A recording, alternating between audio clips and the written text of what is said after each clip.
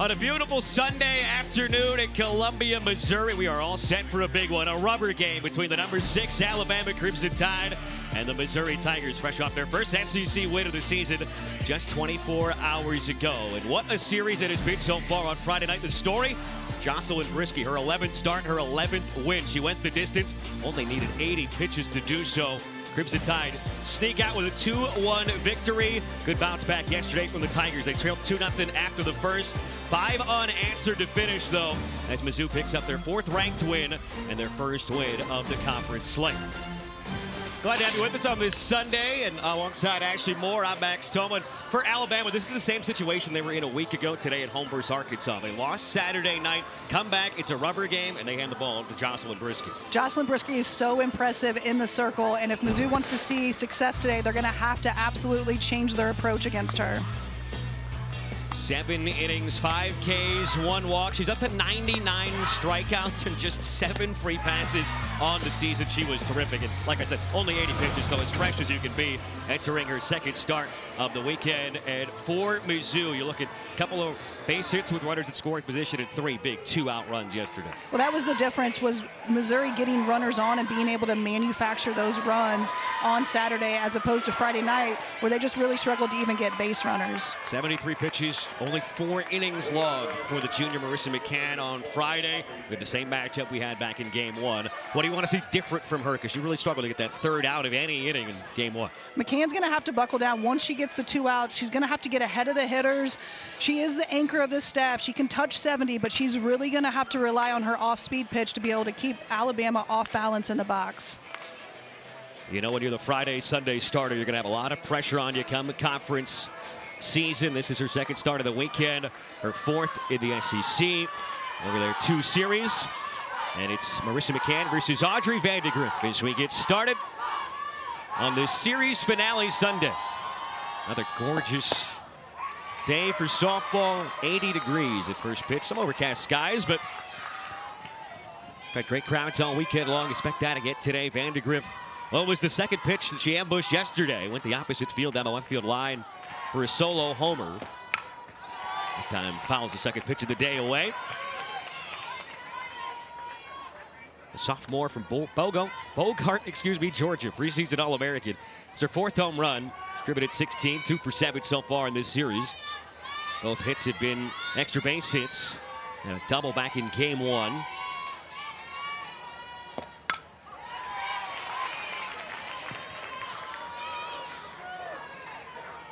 He's 0 for 2 with a strikeout and a ground out against Marissa McCann on that Friday night.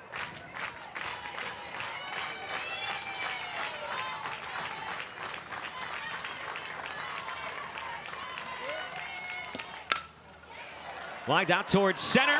Coming on to make the chest high squeeze is Langer.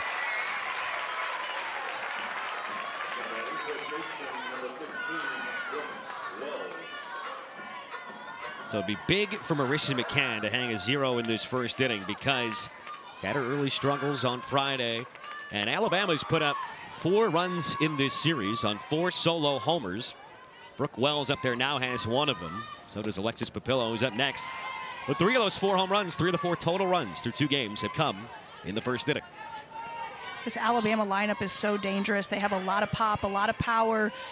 What we haven't seen from Alabama in this series is a lot of base runners. When they do get base runners, they haven't been successful in getting those hits. They haven't gotten the timely hits when they have runners in scoring position.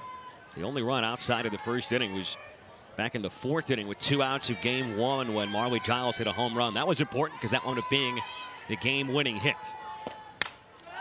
1-1 jab shot foul. And so far, 2 batters in. Good job getting in front here for McCann. Brooke Wells struck out looking in that 7th inning yesterday when Bama was down 5-2, had the bases loaded, and they were threatening. It was, I think we could all agree, an extremely borderline pitch at the bottom of the zone. One that led to Patrick Murphy being ejected, and it brought the Crimson Tide down to their final out. Anna Roman eventually lined out to short to end the ball game. It's full now against Brooke Wells. That is Carlos Guzman, the third base umpire who was behind the plate yesterday.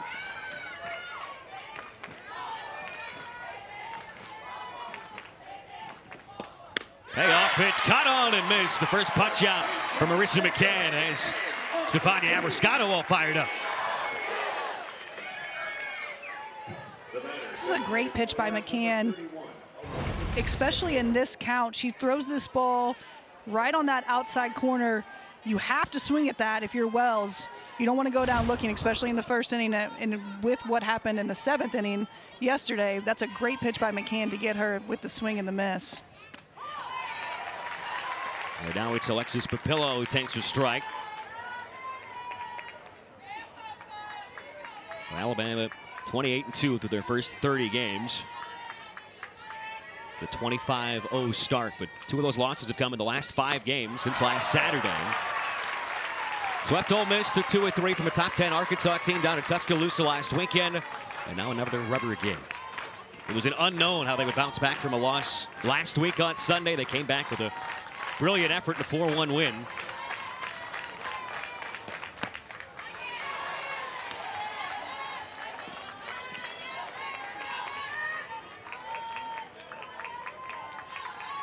So 3 straight 1-2 counts to begin the afternoon for Marissa McCann.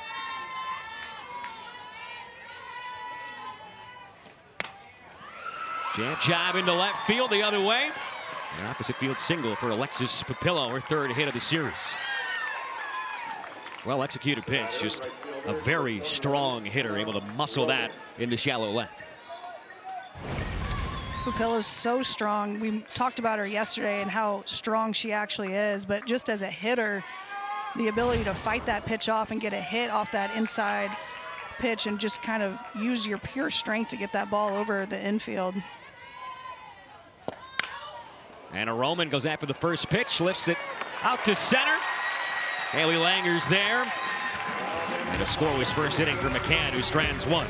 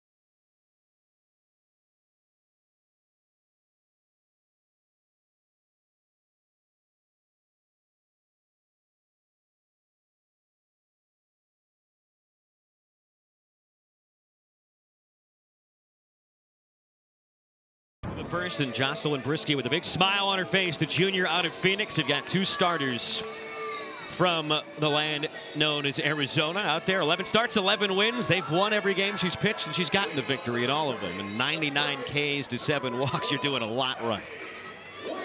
Jocelyn Brisky is so impressive out there in the circle. She can hit 70 miles an hour, but really she's going to work up and down in the zone and then comes back with this changeup that really just throws hitters off. Last weekend, she had 14 Ks on Friday night and 10 more on Sunday afternoon. 24 Ks at 2 games. So only 5, it felt like, I'm not going to say a down performance because she was nearly untouchable. She was very aggressive early in counts, just like this hack for Maddie Waits. But she just went about her business. We didn't see a lot of emotion, and we rarely do from Jocelyn Brisky. Stefania Abascado, we talked to after the win yesterday, as with scorching hot homer yesterday. Very close to a multi-home run game. It's been the Crimson Tide that have struck first in each of the first 2 games. And while you could certainly expect Brieske to potentially go the distance again today, the approach very different for Mizzou in the circle. It's kind of an all hands on deck, it sounds like, situation.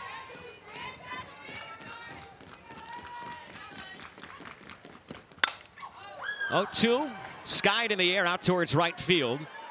Roman called off by Vandegrift, 1 down. Now batting, catcher number 7, Stefania Abrasado. It was 5 Ks, 10 ground ball outs, so we didn't see a lot of balls hit in the air like that to the outfield. We talk about how good Brieske is. She relies on her defense. Even though she is a strikeout pitcher, she has such a good defense behind her that she knows that she can throw the ball. She can rely on the ground balls to get, outs for her. You don't see a lot of fly balls hit off of her, which is why you don't see a lot of home runs hit off her. And just like any veteran and, potential face of the program type of figure, she was great to talk to in the postgame because she was very quick to compliment everybody else around her, like Monty Hubbard at third, what we saw from Henry Taylor at second base. With a nice pick over there on a force play. Moscato ahead 2-0. And really, that's a sign of a true leader, right? Like, Brieske was the star of that game. She was why Alabama was so successful on Friday night. And Moscato yesterday, couple of hits, including this no-doubter down the line. This was crushed, and what a catch by a fan, too. Using whatever you got on hand, the chair grab. 3-1, and you can just tell her demeanor in the box feels different than it did a couple weeks ago. She's playing with a lot more confidence. Last weekend is really where you saw Abrasado start to see the ball a lot better. We've seen really what she's been like in her previous seasons at Mizzou. And that's what Brieske can do on a 3-1, a routine chopper right back to her. She fielded her position great, too. Made 3 outs herself on Friday night. But it's rare when you can get in the driver's seat ahead 2-0 or 3-1. And you can try to tee off because she doesn't walk many. 7 walks in the year, just 1 last time out. Sydney Forrester now. And I believe the longest at bat against her in that game. It ended with a strikeout, though. 1 for 6 with a walk and 2 Ks this weekend for the freshman. Up in the air. Is it going to stay at play? It will. Brooke Wells has it. And it's a 3 up, 3 down. Quick first inning for Jocelyn Brieske.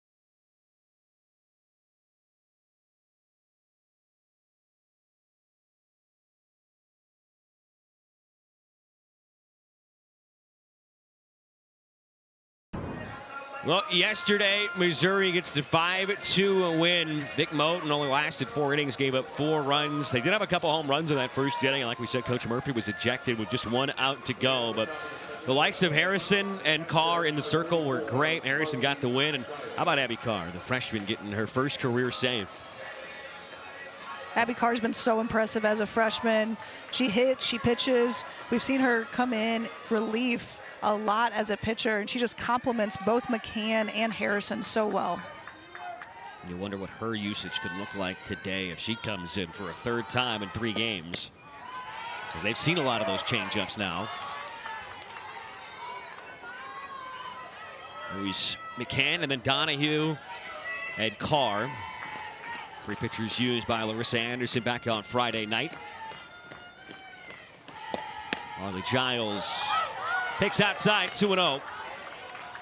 Very productive series so far for her. 2 for 4.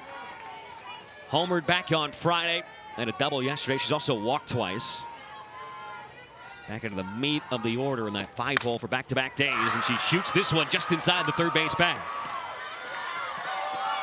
Second base hit, second single for Alabama today. Now batting, number 36,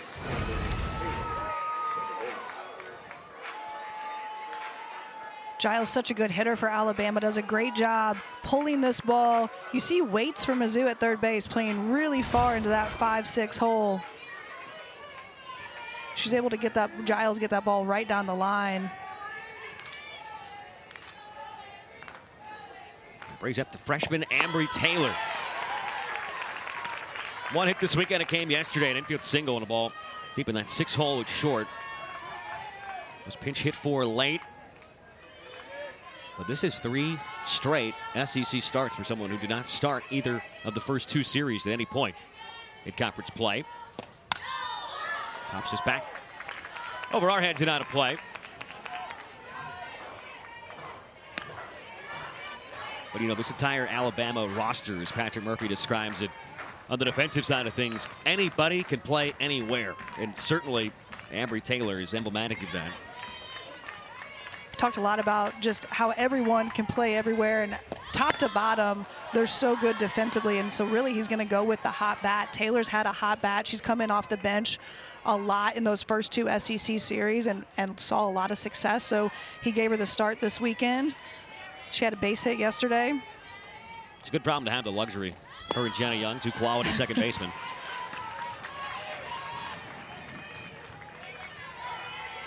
As a coach, you have to love it, right? You can just kind of plug somebody in and just know that they're going to perform.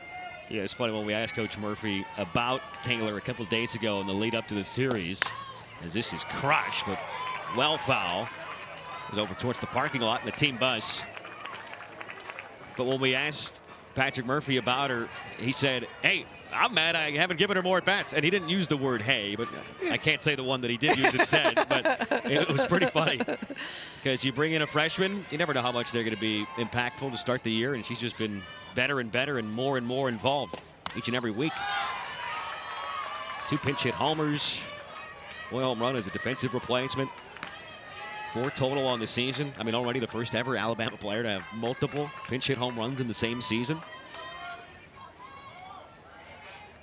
And it's one thing for freshmen to come in and you know, hey, they're one of the top recruits. They're going to be immediately inserted. But it's another thing to have to try to come in cold late in games and prove yourself when you might only get an at-bat or 2 over a weekend.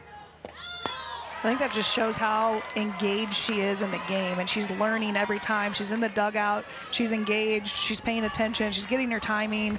She comes in, she has 2 pinch hit home runs. Her other home run, she still came off the bench. She had just been put in on defense before she was able to get up there as a pinch hitter. She's worked it full here. Check swing, roller, foul. She was kind of laughing that one off. And that's been one of the big storylines in this series, was how many top-end freshmen these 2 teams have.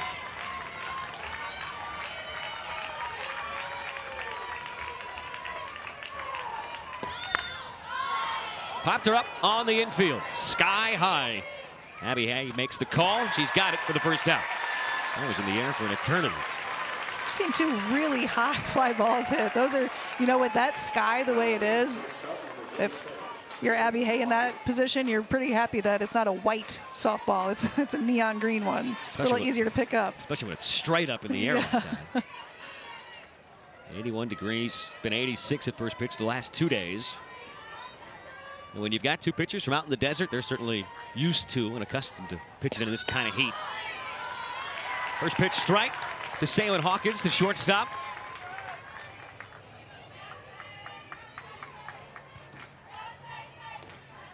Junior out of Phoenix, who came over from Mississippi State a couple years ago. 1 for 5 so far against Missouri.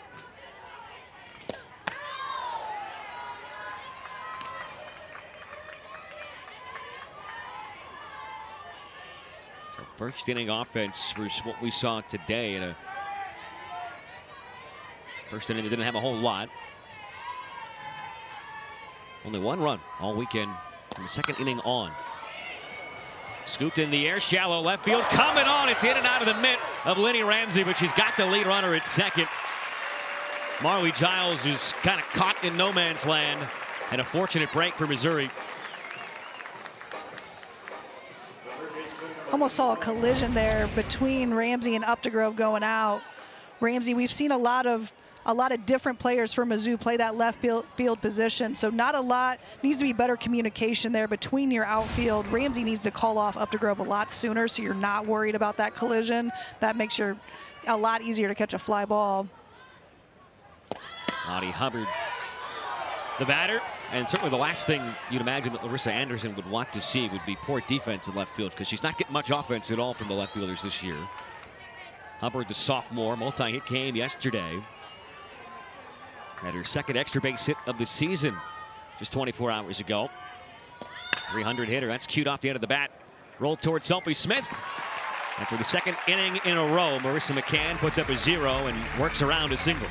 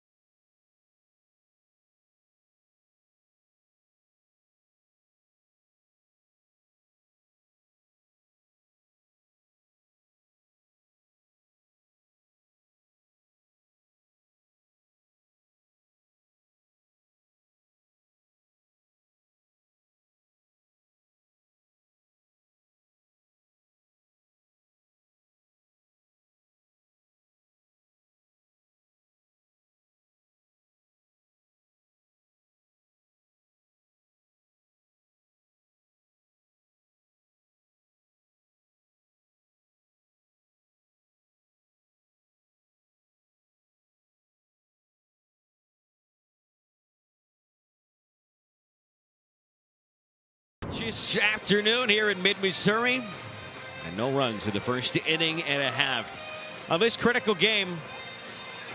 And we'll continue to harp on it. You got some umbrellas out. It's not too sunny, and it's always great when the umbrellas are out, not because of rain, but because you want to stay a little cool and not get sunburned. It's a little toasty here in mid-Missouri. I think a week ago it was snowing in Columbia, Missouri. So I'm sure Missouri and Alabama will take this weather over what was happening last Sunday here. Yeah, welcome to the Midwest. Had the false spring a couple weeks ago, and now I think everybody's hoping it's officially spring as of a couple days ago, and that it'll just stick around for a while this time.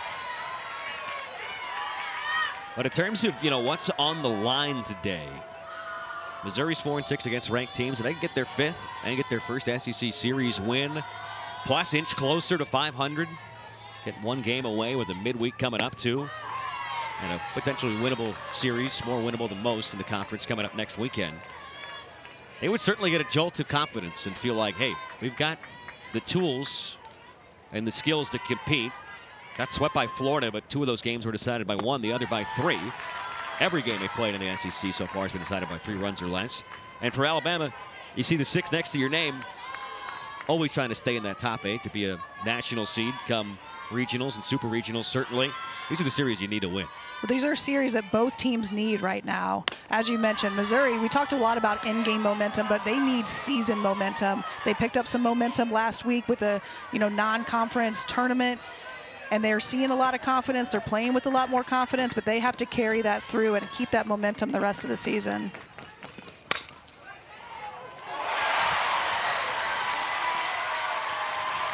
There's a miscue.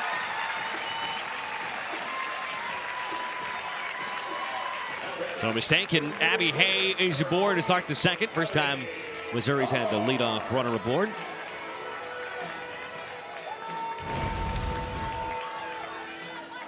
This ball is a hot shot right at Taylor there at second base. She kind of fields it off to the side. You see that bad hop at the end. It's a tough ball when it's hit that hard to go get that first hop, but that's what happens if you sit back on that ball. Even though it was hit hard, she could have gone and, you know, got that first hop, and she wouldn't have had to have that bad hop. So it's a break for Missouri. See if they can potentially cash in and strike first for the first time in this series. Well, really only one person was too successful against Jocelyn Briske the first time they faced her back on Friday. That was Abby Carr. She walked twice yesterday. She homered with 2 outs in the 7th on Friday. Briske was cruising, had no stress at all whatsoever. But then Carr homered, and all of a sudden it was a 1-run game. Alabama was in the driver's seat the entire game. Briske was in control and just kind of missed over the plate and that pitch to Abby Carr. And Abby Carr is a freshman, but she is absolutely deadly in the box. 2 walks and a strikeout, so we didn't see her put the ball in play since that home run. That's what she did yesterday. Ahead 3 balls and a strike here. And trying to tee off Abby Carr straight away, center, goodbye!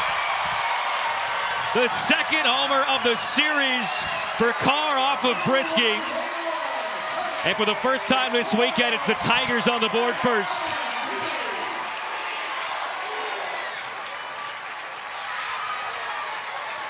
I don't know if we can talk anymore about how impressive Abby Carr is as a freshman. She is so calm and collected in the box. She's that way in the circle as well. Larissa Anderson's talked about how impressive she is as a freshman. She's never had a freshman like her who is so steady out there. Never gets too high, never gets too low. Didn't see a lot of success at the plate yesterday. Comes back, hits a 2-run home run against Briske. That is huge at bat. Certainly plenty of reason to get too high as well. Has been an incredible player this year. So now her last 2 at-bats against Briske have both been homers. And that was no cheap shot. Now towards the M and straightaway center. We've seen some wall scrapers in this series off the top of the wall. We have. We've seen some home runs that have just made it over, just squeaked over, but that one was a definite no-doubter. Smith grounds it over towards second for the first out. It's amazing what can happen when you're in front in the count. 3-1 pitch, and just got a cookie. Well, Missouri's been a lot more patient and a lot more disciplined at the plate today against Briske.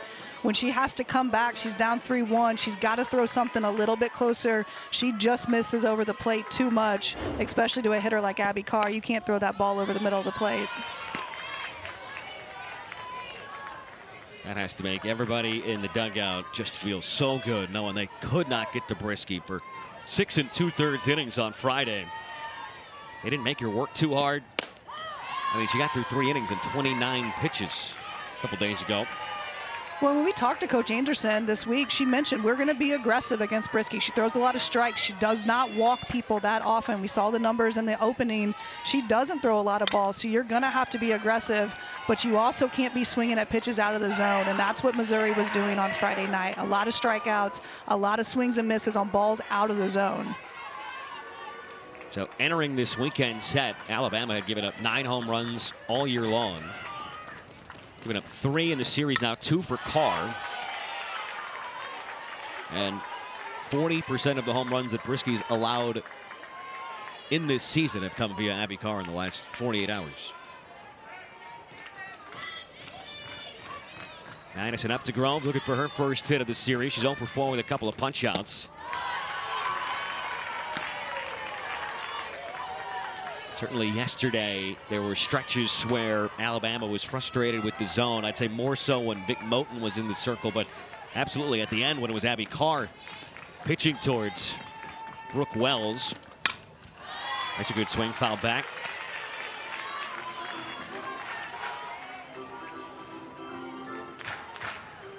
Well, that can get frustrating as a team. It feels like, you know, every pitch is not going your way, and that can just creep in mentally where you're just, oh, well, this isn't going to be called a strike. And then when you're at the plate, you're swinging at pitches that you wouldn't normally swing at. Up to Grove, lifts one out towards right field. Camped underneath it. He's Roman for the second out. I mean, obviously, Abby Carr is dripping with confidence off of Brieske, but when you're further down in the lineup, and, you know, 6, 7, 8, 9 had no success against Brieske, does it give you more confidence just seeing somebody else be able to take her deep like that? Well, I think they came in knowing they had to change that approach, but seeing success early in a game especially gives them a lot more confidence, knowing, you know, on Friday night they didn't have any success until late in the game in that 7th inning. So seeing success now, you're seeing more balls in the air. They're hit well. You know, they're getting some barrels on the ball. They're just missing, you know, those line drives. So I think that's giving this team a lot more confidence as well.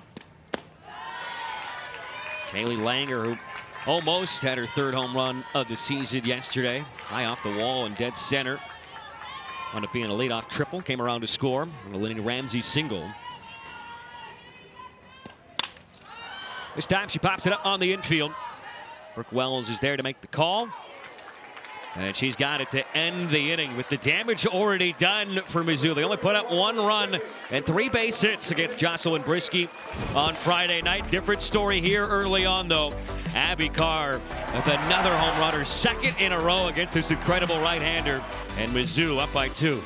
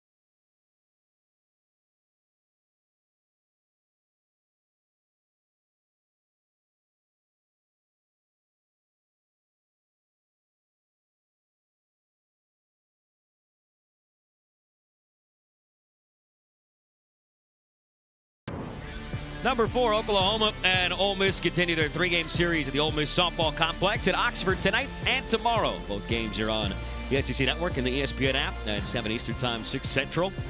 Some big headlines coming this weekend from the Sooners squad that has already surpassed their SEC home run record that was set all of a year ago, less than a year. And we're barely halfway into this 2026 season. Unbelievable what they're doing in Norman. Lauren Johnson flies one into foul territory. First base line. 1 pitch, 1 out as Abby Hay corrals it.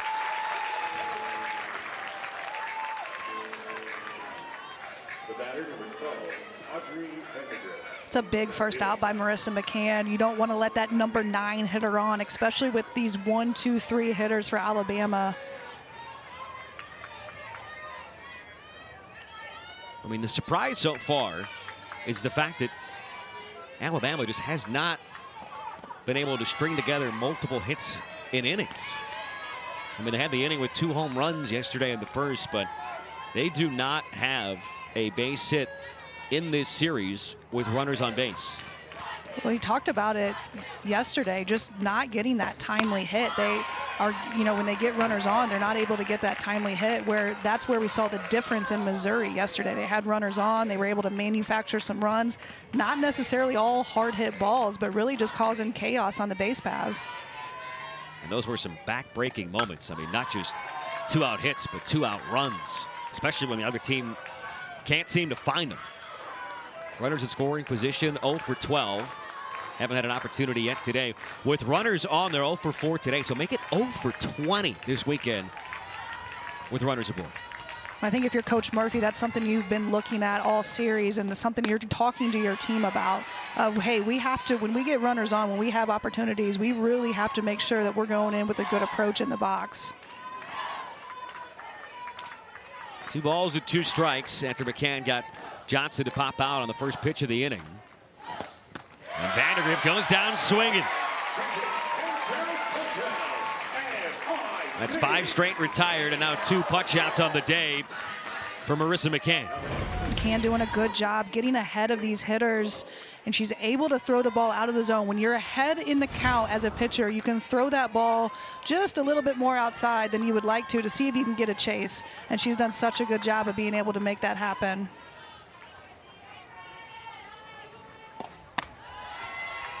As a player, I'm sure you're not aware of the exact number. Like, they don't know that they're 0 for 20 with runners on base. But they're certainly aware that the timely hit has just completely evaded them, right?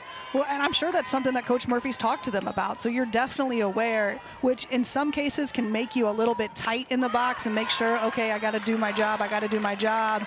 And really, there are going to be times where you're just going to have to shorten up and see if you can put the ball in play and make some magic happen. They've absolutely got the talent to bear down and figure it out, though, and they got the right head coach over there, too, and Patrick Murphy, who's so positive. Anybody who's going through a stretch where they haven't been successful, team or individual, he's giving a lot of compliments their way still and making life easier in the box when you're not thinking negative thoughts. Well, softball's a game of failure, so you're going to have to be able to bounce back. You got to take it pitch by pitch and bounce back. Forget about the pitch where, if you foul off a tough pitch and it's not a good swing, you have to bounce back. And that's really part of the mental game, which makes softball so tough for some of these girls coming in when they've been so successful in their entire career to come in and have failure more so than they have at any other point in their career. It's really the mental part of the game that affects the freshmen and sophomores coming into it. And you get to a point where, all these players, like we kind of talked about yesterday, have won everywhere in their life at every age. They've had a ton of success, I'm sure, offensively, defensively, in the circle, what have you, at every point in their life. And they get to an SEC school. Maybe they're not playing every day. Maybe they're in the bottom of the lineup. Maybe they're in the heart of the order. But if they're struggling, it's something you got to learn to deal with. 1-2 just off the outside corner. Well, and maybe you come in and your role has changed from what it's used to be. We talked yesterday about probably everyone here on this Missouri team and Alabama team, if you're an infielder, everyone's played shortstop. They were all shortstops when they were growing up, and out there they're the best player on their teams. And just having to focus and come in and change your role maybe a little bit, that's where a good player becomes a great player, if they can understand their role and how they can help their team.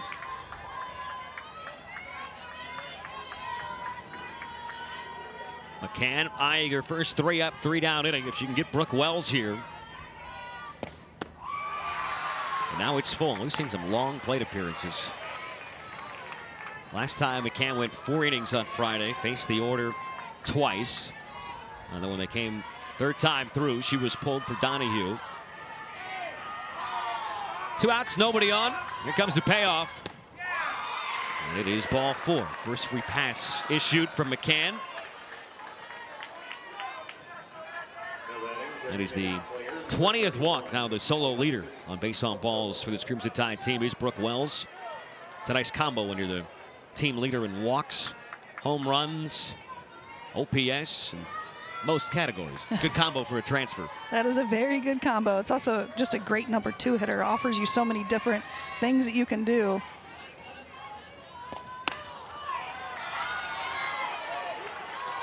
It's such a different look, too, even though the numbers are so similar. going from Brooke Wells to Alexis Papilla. You got the tall righty to the shorter lefty. And while she's listed at 5'4", she packs a vicious punch at the plate. Talked about her yesterday, wanted to be a strength and conditioning coach and squatting 405 and benching 210 when we saw her pregame today, and you actually got a good look at the biceps. She is absolutely jacked. She is, as Coach Murphy said, she's in the best shape of her life. She's done such a good job of just really focusing on that. I mean, can you imagine if this wasn't the best shape of her life? That would be scary. Anderson coming out. She had her first visit with Marissa McCann in the second inning on Friday, and we've periodically seen these early visits. And it's been strange because she struggled in a couple starts versus Florida. Then through the 7-game win streak, she had a little lesser competition naturally, but through those 3 outings, she was magnificent. And once again, it's Courtney Donahue warming up early on. Well, Coach Anderson has mentioned a lot that sometimes Marissa McCann can just try to be too perfect, that she can just try to, even if she gets a ground out, if she gets a pop-up, she can be hard on herself, and that's really been her downfall. So if she's not perfect, that mental game with her is that she can't bounce back. So when you saw her bounce back last weekend against some of the teams, it was a really good confidence boost for her and Coach Anderson.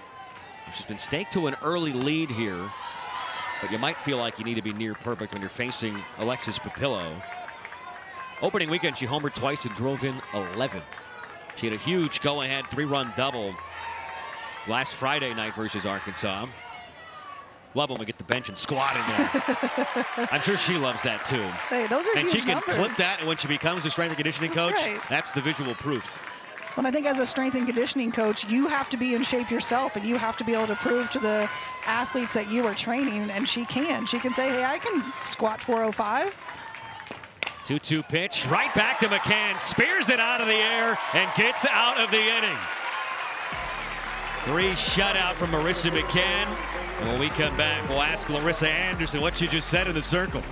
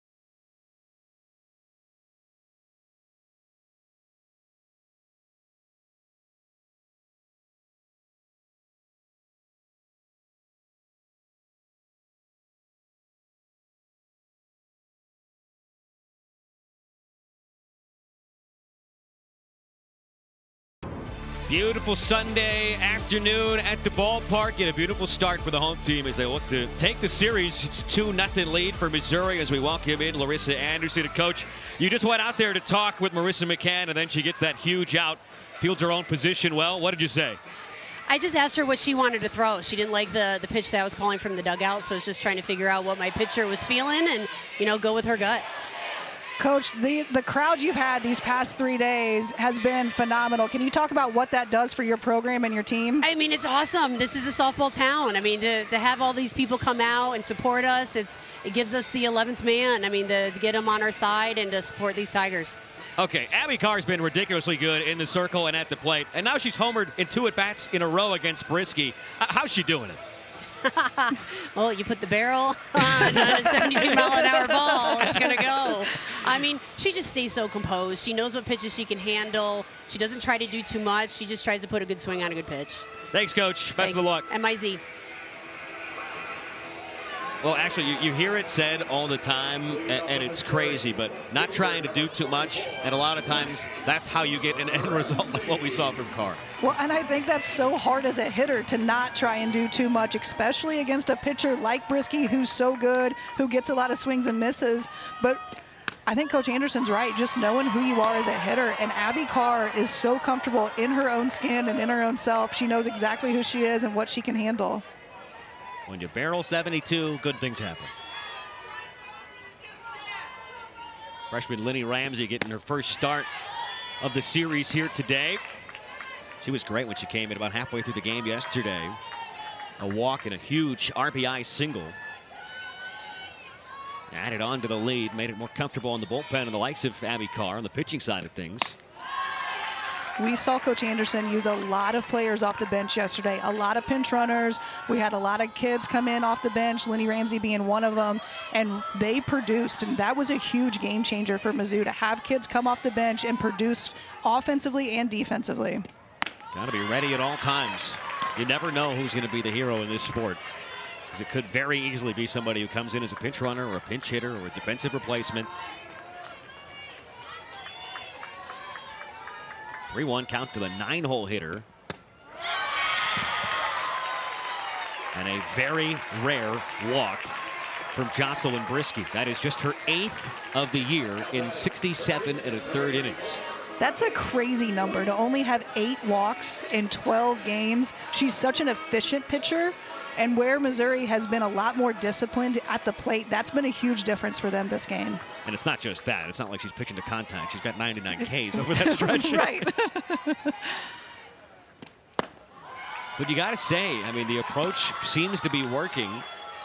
And no punch-outs first time through the order. They only, I'll put quotes up there, only got K'd 5 times on Friday.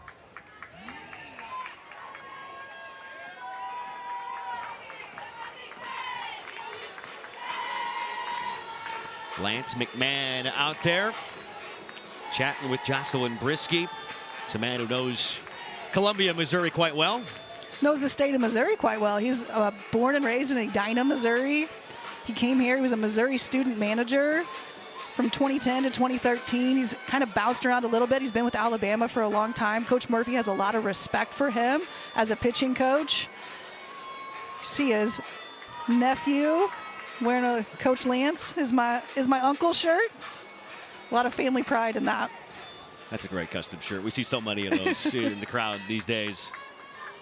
And it makes life easy on us when it says, that's my uncle. We can pick them out. We don't need to deduce much. Right. Don't need to read into anything.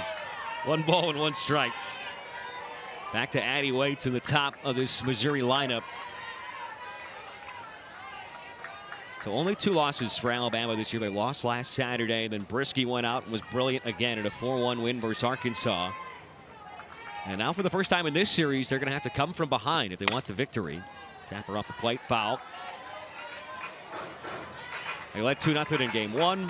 Held on for a 2-1 win. Led 2-0 yesterday, lost 5-2. Very important innings to come.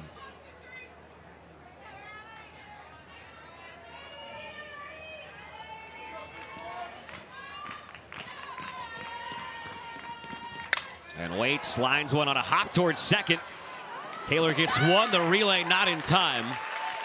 You could tell Ramsey had to just freeze there because that was so close to getting caught on the fly.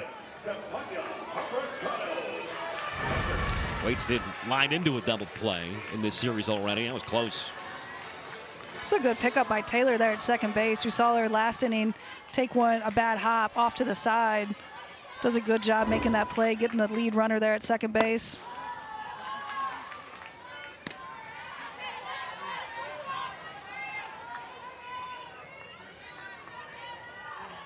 Abiscato was in front of the count 3-1 when she grounded out right back to Brieske her first time up. Ahead 1-0, and she drills one out towards left center field, slicing towards the left fielder Johnson, who makes a terrific catch.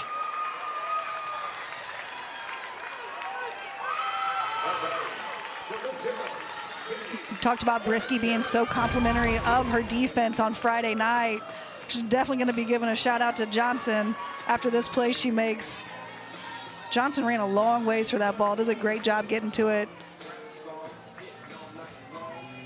Did not miss it by much. We've seen some great swings even on outs for Abrascato this series. Brings up Sydney Forrester. What on with 2 away? She got fooled here.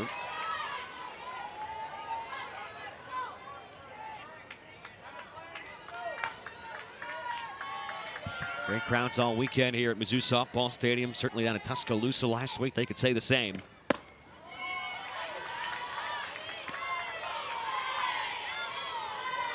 Well, one of the coolest headlines in the diamond sports world this year came last night when Mississippi State had the 5th biggest crowd all time for college baseball at a home stadium. And now they have the top 25 all time. 1 through 25. All of them. All 25. Unbelievable. Not just the top, just all of them. Dudy Noble rocks this time of year, and now every place is rocking because the good weather's finally come this far north. SEC softball, it's the first series for Mizzou in conference play at home. This is a really fantastic time of year across the sporting world. Mid to late March. And the berm yesterday and Friday was absolutely full. If you hit a home run, you were probably hitting somebody. Hitting somebody, and there's no grass. You couldn't see the grass yesterday out there on the berm. Actually, that is a multi-walk inning for Jocelyn Brisky. That is not something you see. We talked earlier that Missouri was going to have to change their approach. Be aggressive, but not too aggressive like they were on Friday night. They've done such a better job of being disciplined at the plate, making Brisky throw strikes. Seems like a conscious effort, and it seems like sometimes you just need to look at yourself in the mirror and say, hey, we're facing the same person Friday and Sunday. What we did Friday did not work, so we got to go back to the drawing board. Go back to the drawing board, figure something else out, right? So they had an approach going in on Friday night. That approach did not work for them offensively. So kudos to Coach Anderson and that entire lineup for making a change. You know, you talked earlier that Brisky only threw 80 pitches on Friday night.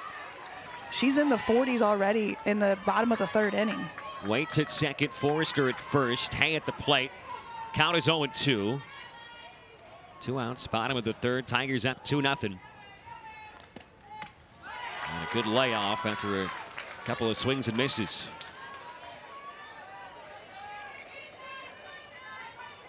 They entered the series with the best average on the team, an OPS just over 1,000.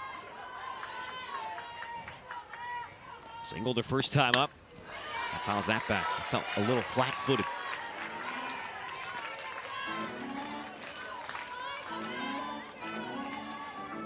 Big turnaround for her in this 2026 campaign. Been hanging tough, too. She didn't strike out once during that 7-game win streak. Punched out here, though. Tigers strand a pair. That is the first strikeout for Brisky, and a massive one here to conclude the 3rd.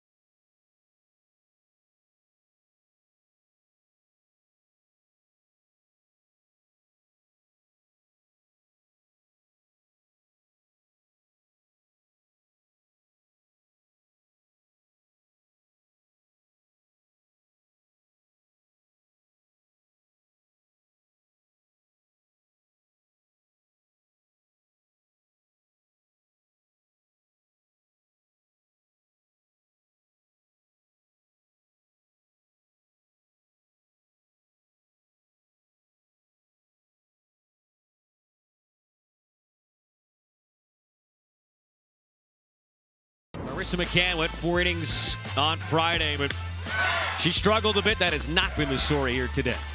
McCann's looked great in the circle today. She's getting ahead of the hitters, using her changeup effectively, able to throw them off in the box. And that Abby Carr, first career save last night. Well, she's the RBI leader for this team, too.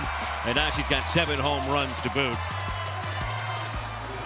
Abby Carr's so impressive, both offense and defensively. She comes out of the bullpen quite often for the Tigers in the circle. But watching her hit has just been so fun this year. She's going to be a player that's going to be a lot of fun to watch for 4 years. That was the 7th home run of the weekend, too, for both these teams combined, and the first that came with a runner on base. That's 6 solo crazy. shots to start. I mean, Yeah. it's bizarre. 4-5-6, it's Anna Roman due up first.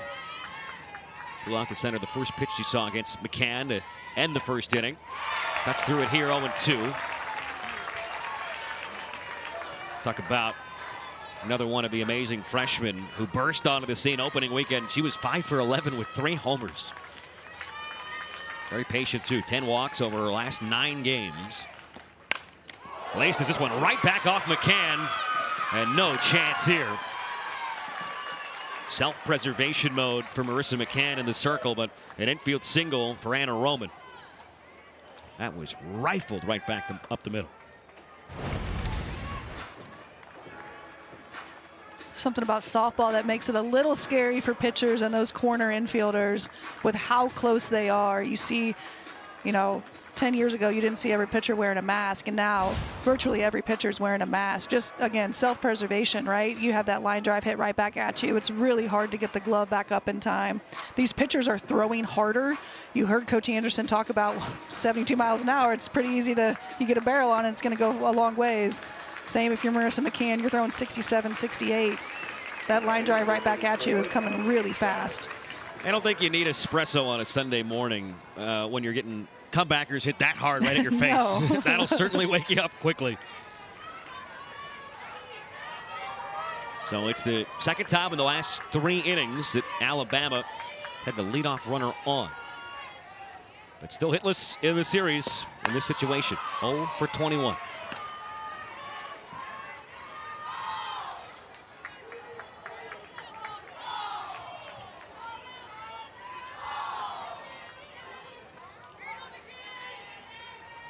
And you start to wonder about the leash on McCann, too. Went 4 on Friday.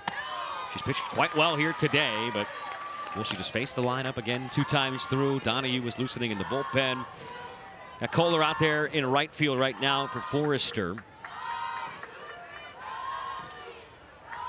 Sun shining bright right now. Hitters count for Giles. And now it's really tilting in her favor. Having a great series.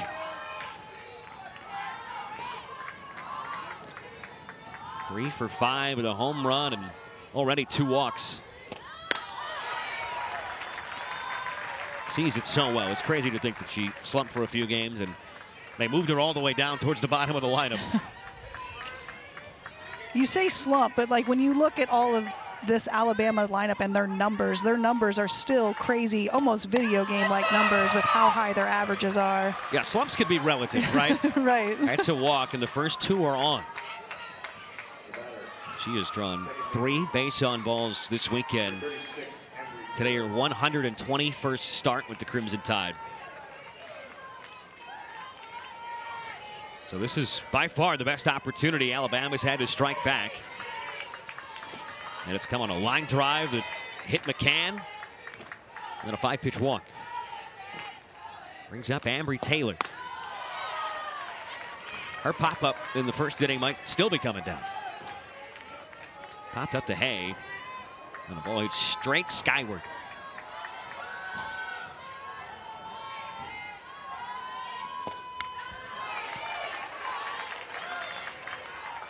It's part of the lineup where you've got Roman and Taylor, 2 freshmen sandwiched around a player who's been around this program as long as any.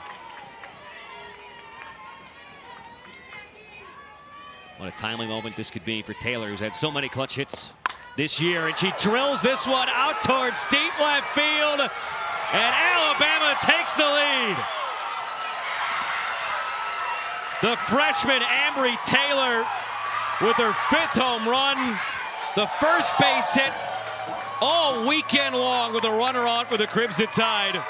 And they lead 3-2. We talked about Taylor earlier in the game, how she really she didn't have a start in those first 2 SEC series for Alabama, came off the bench. Coach Murphy talked about what a great hitter she is and how she'd seen a lot of success. Was mad at himself for not getting her in the lineup more. And that's exactly why you need Taylor in the lineup. That's a huge hit, gives Alabama a lot of momentum going into the rest of this game. She's got some thunder in that stick. And when you're getting that kind of power from someone who's playing second base too. And that just feels like a monkey off the back for Alabama, right? Down here early, they know they've got their stud in the circle. Haven't gotten a hit with a runner on all series, just ridiculous. And finally, they are freed from that stat line. Coach Murphy's probably just looking for a base hit there to get a 3-run home run with runners on, and he hasn't had that all weekend, hasn't had any base hits with runners on base. That's a huge, huge at-bat for Taylor. So now both home runs today have come with runners on base after we didn't have one in the first 2 games. Got to get a hug from everybody after a long ball like that. She's got 5, but only 2 as a starter. Pulled foul off the bat of Saylin Hawkins. Well, if there was any doubt who was going to get the start at second today, I think the decision was made correctly as Taylor gives him the lead with this swing. See that home run, so impressive. That's a rise ball from McCann that just doesn't get far enough out of the zone. Taylor does a great job getting her barrel on top of that ball. Back up the middle, backhanded play from Smith. Sexton fires. Finally, the first out of his 4th inning.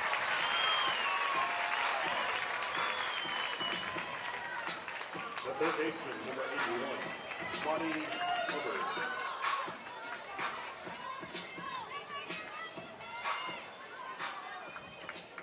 Yesterday, we saw Alabama score the first 2, then Missouri scored the next 3. But then they added on. Would have won at 5-2. Script has been flipped here today. Bonnie Hubbard, the 8-hole hitter up there.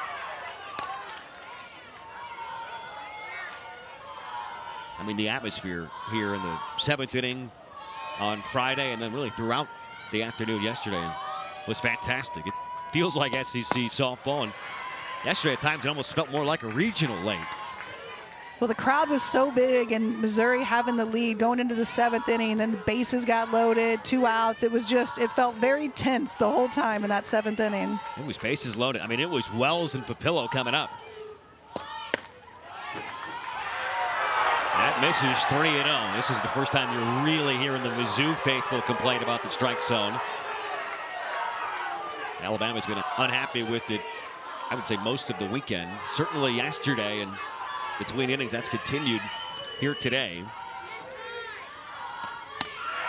That's not close, though.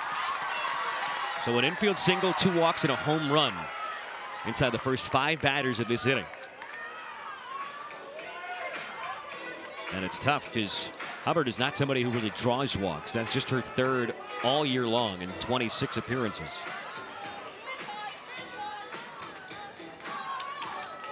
But we will have a change. McCann, who made it 4 innings and 2 times through the order on Friday, this time goes 3 1/3, and a batter shy of facing the lineup a full 2 times. Ambry Taylor, though, we talk so much about the freshman this weekend. Here's one paying off for the Crimson Tide. Her 5th long ball, first of the weekend, and Alabama strikes big.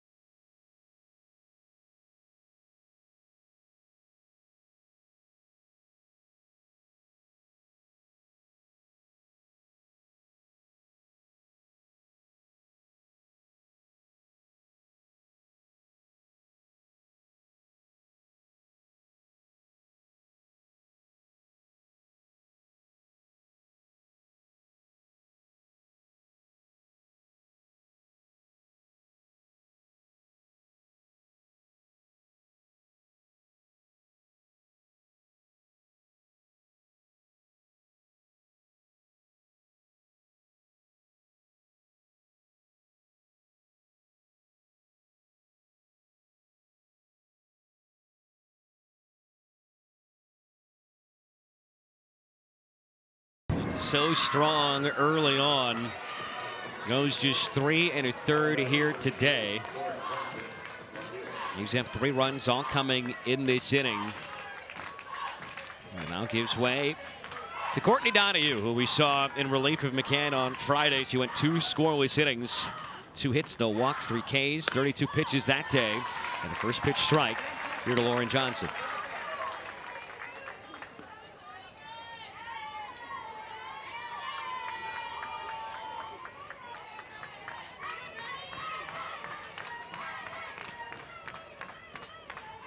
Swinging away this time off the end of the bat, foul.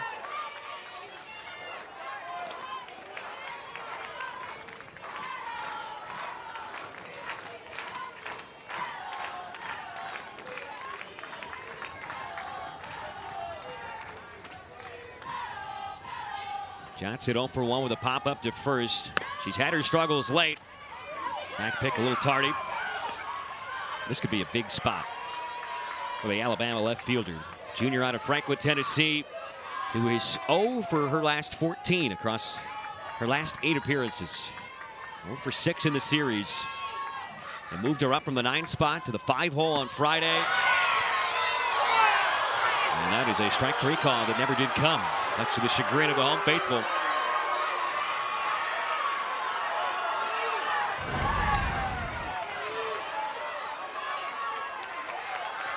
I think the Mizzou faithful has a reason for that, the anger. Good drive. We've seen it go both ways. I think we can all agree that the most important strike call yesterday was a ball low. Should have been a continuation of that at bat for Brooke Wells in the 7th in a tight game with runners on. Now an all-important payoff pitch that's drilled out towards deep center field, but backtracking is Langer. She makes the catch. Chance for a double play, but the throw not quite in time. Langer makes that play look really easy, but the hardest ball to catch as an outfielder is a line drive hit right at you. She's so good out there defensively. Makes that catch look really easy. Almost able to get a double play there, trying to get that pick at first base.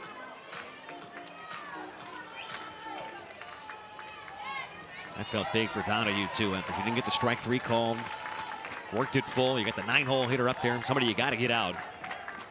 Back to Vandergriff, the leadoff hitter. Sprays one into the Missouri dugout.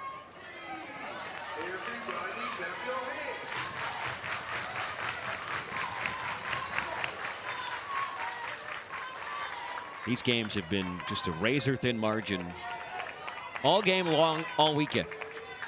Biggest lead was when Missouri was up 5-2 yesterday.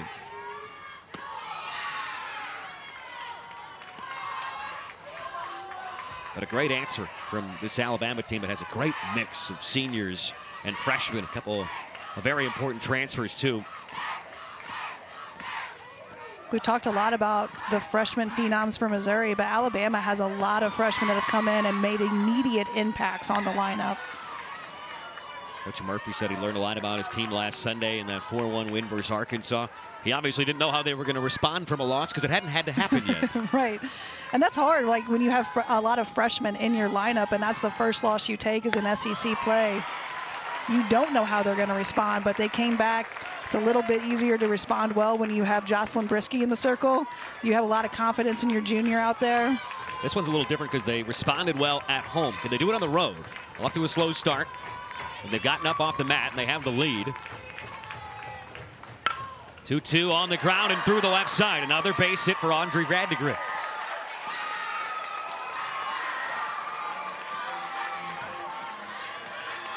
Had a hit in all 3 games now. And she gives the big bat of Brooke Wells a chance here in the 4th. Up to Grove, playing way up the middle. And Addie Waits at your third baseman there trying to get that 5-6 hole, but Vandegrift did a good job of hitting that ball right in between that 5-6 hole. You know you would have loved if you were Donahue to get the out there and face Wells to start the 5th inning, and now with multiple runners on. And that's another base hit with a runner aboard, too, for Alabama. Couldn't buy one, and now they've got back-to-back in such opportunities.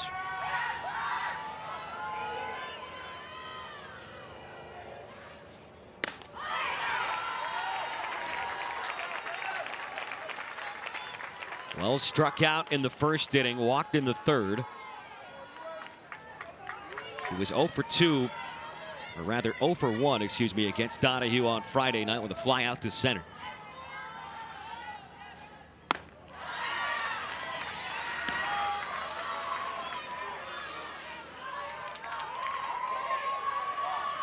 A 2-run second for Missouri, a 3-run fourth here for Alabama. All 5 runs have come on 2 swings. And Wells gets underneath it. Right next to the circle, it's Hay. And the inning is over. A massive out for Donahue. But Alabama's ahead for the first time as we're halfway through it.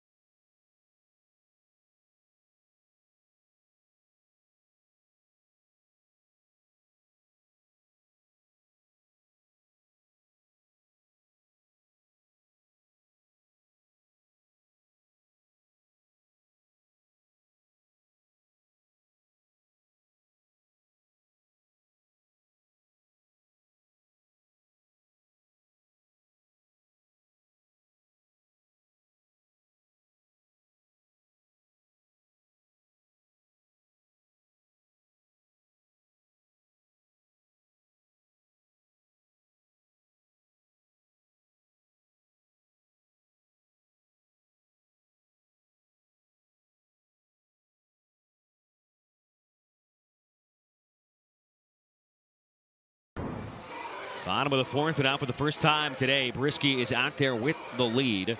That's what she did in game 1. 5 Ks to 1 walk. Went the distance. The 1 earned run came on the second to last batter of the game, a solo shot.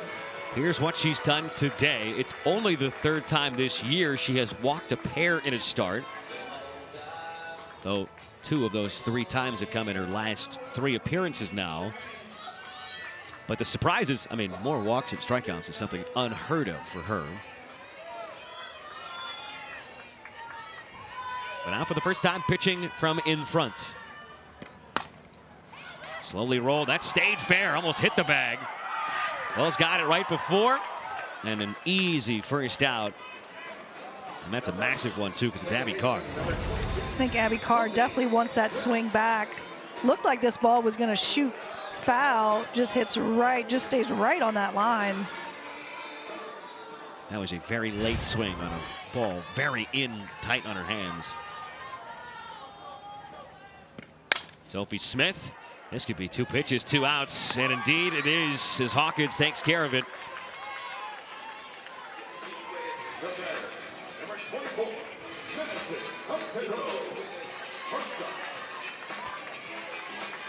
Well, this feels more like the approach we saw Friday.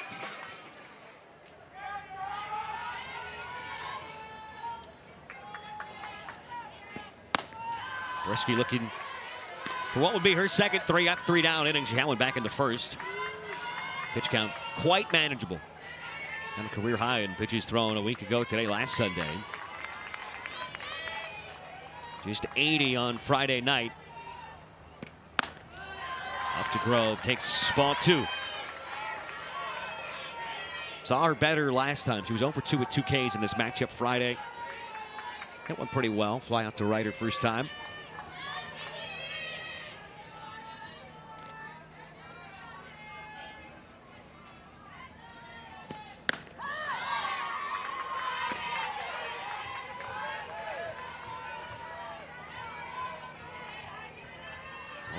Strikeouts on the season. To just the 9 walks. Not bad when your ratio's just over 10 to 1. I think any coach would take that ratio. Another fly ball out to right. And it's a breeze of a 4th inning for Jocelyn Brisky. We're going to be talking to a much happier Coach Murphy when we come back for the top of the 5th.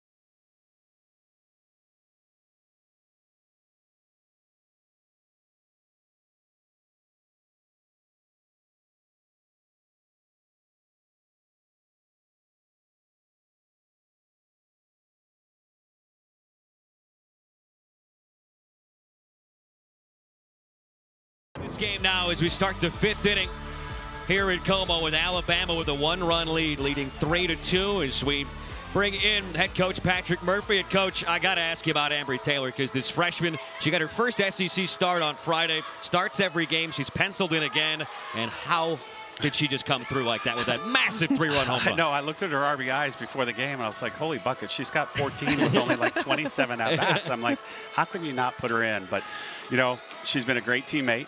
And she's waited her turn, and every time I put her in there, she was ready for the opportunity, and that's the key. She was ready. You know, some people get the opportunity, and then nothing happens. But almost every single time she got a chance, she did something good. Coach, you talked about Jocelyn Brisky on Friday night, was so dominant, came in, had that one pitch against Abby Carr, but then has really settled in. What do you like from her that you're seeing today? I think location is pretty good. Speed is not bad. Changeup is getting there, but she just competes, and that's the biggest thing right now in the SEC on a Sunday. Whoever's on the mound has got to be a competitor. I know you said last Sunday was an unknown because you didn't know how your team was going to bounce back after a loss. That was at home. In your mind, how have they bounced back their first time after a loss on the road today? Pretty good. You know, the defense has been solid, and our bats are getting better and better. We needed to stay in the strike zone.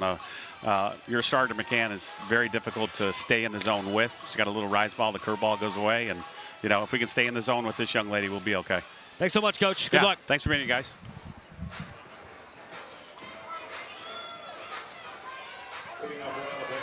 Very important inning for both teams. Donahue gets a fresh frame, and it's 3, 4, and 5. Alexis Papillo due up first. Holy buckets. I looked at her RBI total. I love that. Holy buckets.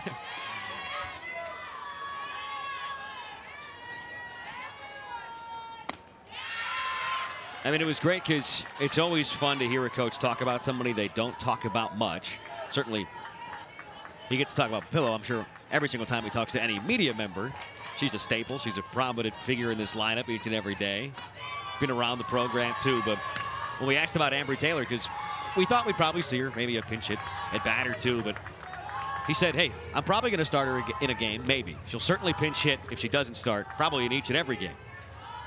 But to start all three and to come through with what to this point is the biggest swing, that might be the loudest swing we've seen. It's out towards the road and foul. That cleared the minivan. Cleared the minivan. Wow, but I mean, Ambry Taylor, that's the best swing of the week yet probably, and turning around a game, you're down 2 to up 1 is huge on the road in a rubber game. Well, and I think that's a testament to, you know, he mentioned that she was engaged, that sometimes as a freshman you don't always know when you're going to get your shot, so you really have to be ready and engaged to be able to go in that game. Well done, Abby Hay, first batter retired. Wednesday night on the SEC Network and the ESPN app, our next SEC Inside grants you an all-access pass to the Gymnastics Championship at 9:30 Eastern, 8:30 Central Time. Gymnastics were wild yesterday. It's a frantic comeback on the last rotation as Anna Roman, deep out towards right field on the way and gone. Anna Roman, her 9th home run of the season. Back-to-back innings with long balls for the Crimson Tide, and they add on late.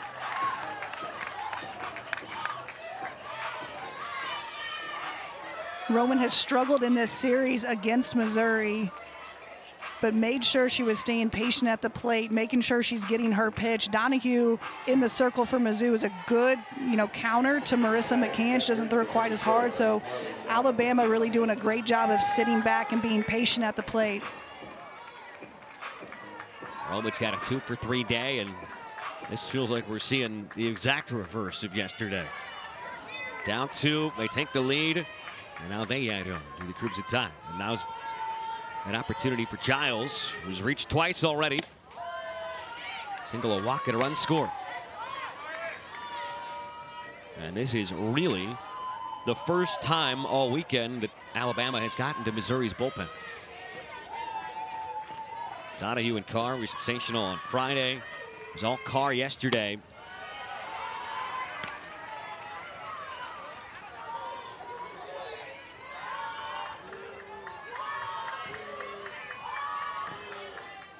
Two home runs from 2 freshmen in the last 2 innings.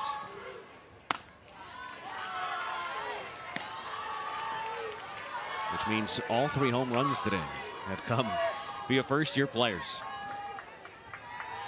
So you want to come to campus and make an impact immediately. I think you said the phrase yesterday, faith in freshmen, and I think both Coach Murphy and Coach Anderson have a lot of faith in their freshmen.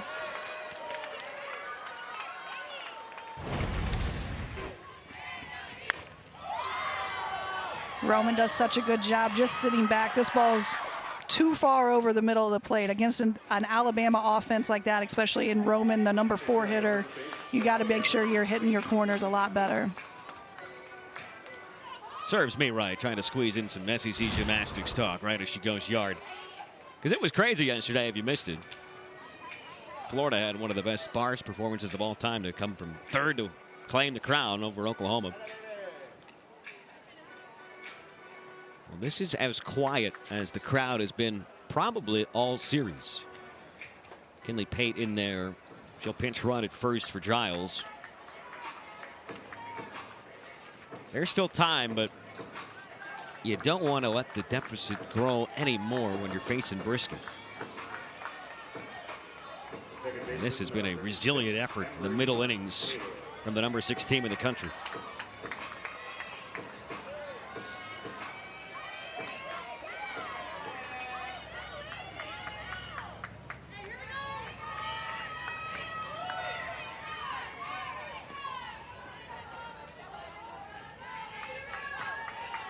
Right back to Ambry Taylor.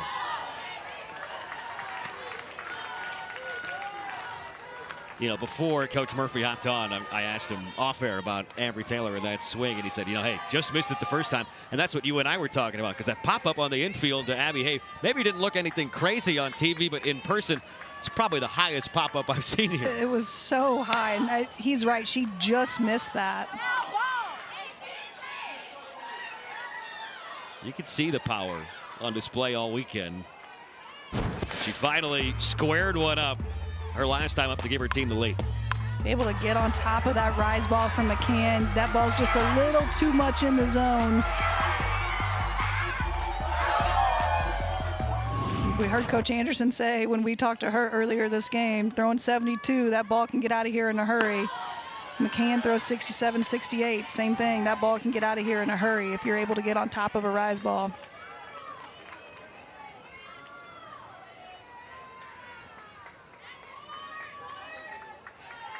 Donahue looking for a strikeout or a ground ball right at somebody on the infield.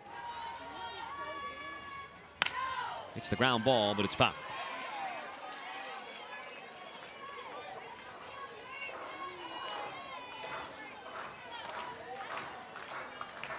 This is not a matchup that Missouri's had a lot of success with through the years. Entering Friday, Larissa Anderson just 3 for 11 against Alabama since she took over back in 2018. A 2-strike pitch and ball 2.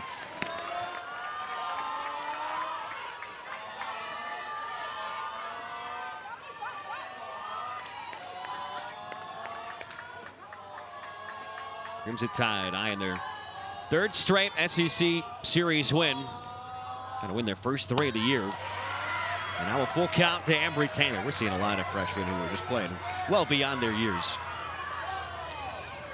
I mean, talent, approach. Gotta love what we're seeing from Taylor today.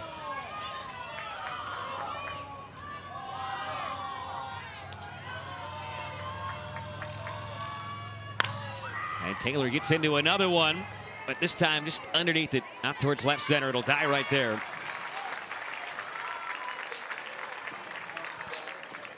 That is a big swing that she's got. Very powerful swing. We've seen, you know, her first at bat, that sky high fly ball, the home run the next at bat, just misses that ball, gets a little bit too much under it. I mean, she looked off balance and still gave that a trip out there.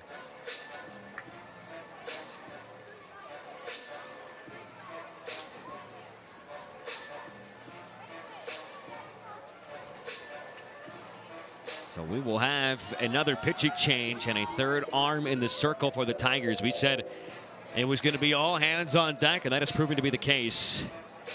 McCann to Donahue, and we'll tell you all about the new pitcher when we come back.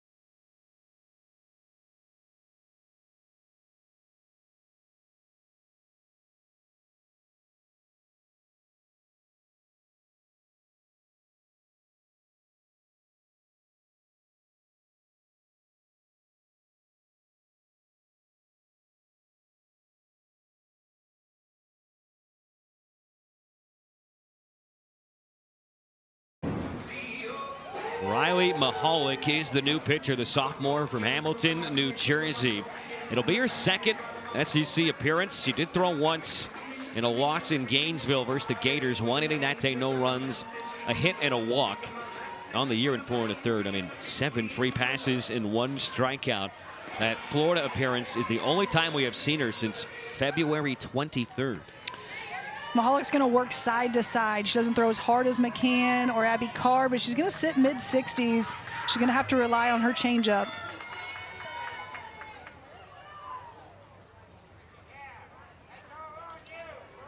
I think the expectation from a lot of folks around here was that this was probably Abby Carr time. We saw Carr warming up in the bullpen. I think everyone just assumed she was coming in. She's been that relief to come in for the Tigers in the circle. Well, this is someone they certainly haven't seen yet. New arm, new look. I'm just trying to hit this one out here to end this inning. An inning that started with the ground ball out to first, but then the Anna Roman solo shot.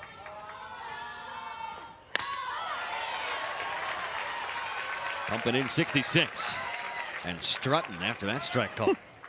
I like the confidence out there in the circle. Hawkins 0 for 2. Hit on the ground twice. Pops this back out of play into the seats.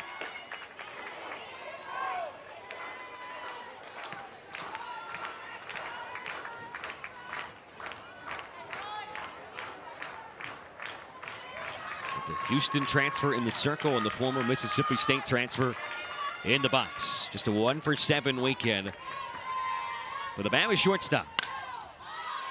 She fights this one off well.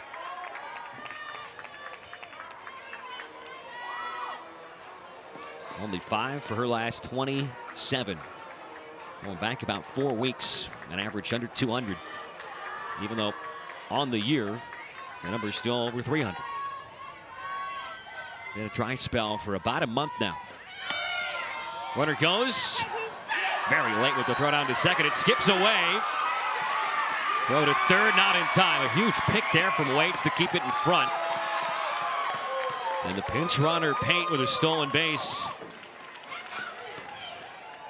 That's a huge run, potentially standing just at third now. Really good heads-up base running, too. Not only the stolen base, but that ball kicks away from Sophie Smith there at second. And she hops right up and manages to get to third base. You're already in scoring position at second base, but now you're just 60 feet away. So, you know, a pass ball, something that kicks off Abriscato's knee pad or something, you're there. 2-2 on a line. Hayes got it. That ends the inning. Maybe a little juice for the Tigers, but Bama does add one more. Anna Roman. It's the day of the freshman. And a solo shot from the Crimson Tide right fielder makes it a 2-run advantage.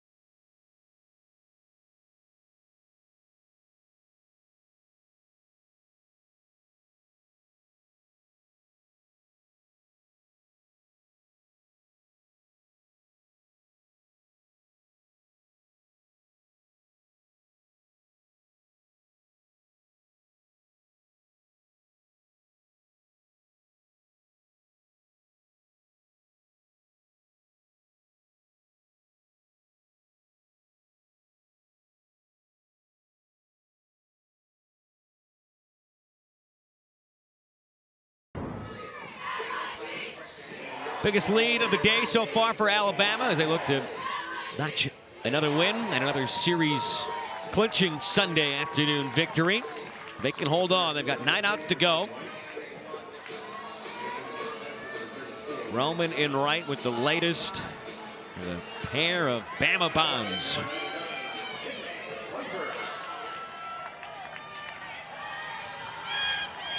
Three home runs total today from 3 different freshmen.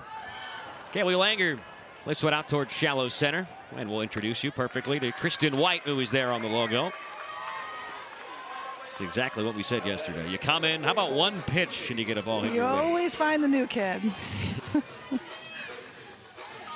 That's why you got to be ready. That's why you jog down to the wall and back between That's innings, right? You got to stay engaged. We were just talking about that. You got to stay loose, stay involved, stay into it.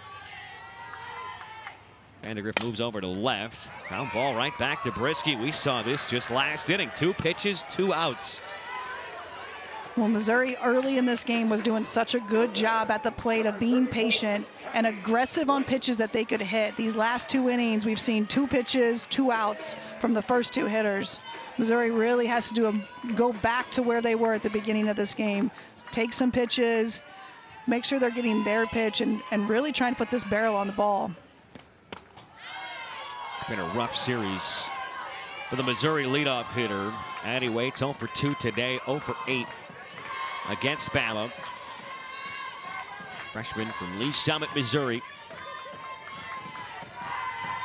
mean, now you look up and you see an incredibly efficient only 62 pitches because the last 2 innings have been a breeze. What I had talked about, that Missouri was doing such a good job getting deep into counts and really making Brieske throw a lot more pitches than she had on Friday night. But if Missouri's going to start hitting early in the counts, she's going to be right back to 80 pitches in 7 innings.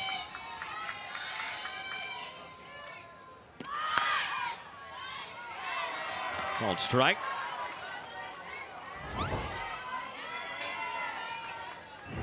Trying to get a base runner on for the red-hot Stefania Abbruscato, who's next. We're at the stage in the game where you just got to find a way on any way you can. That's well done. Slapped into left field. A 2-out single. There is the first base hit of this series for Addie Waits.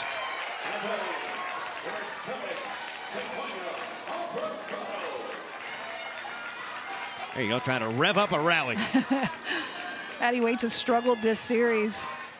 To see her come back, really take some pitches, and be able to drive this ball into the outfield to get the bat in the hands of Stefania Abbruscato, who's red hot right now for this Tiger offense. That's a huge at-bat for the freshman leadoff hitter. Abbruscato had one of the better swings of the day from anybody in this Tigers lineup last time out. That long fly ball to left center. This skips away from Giles. And a free base for the speedy Addie Waits. But Abbruscato flew out to deep left. A diving play from Johnson. Obviously, Johnson's not out there with left this time to take it away. Move some outfielders around out there. 3 home runs in the last 6 games for Stefania Abbruscato, including one just yesterday. Abbruscato has such a pretty swing. She struggled a little bit early in the year offensively for Missouri, but in these last couple of weeks has come on very strong. This is one foul. Late on 70 miles an hour. Last year when she started 55 games at 244 with 3 homers. She's already matched the home run. She surpassed the runs batted in, and the numbers across the board. Huge step forward.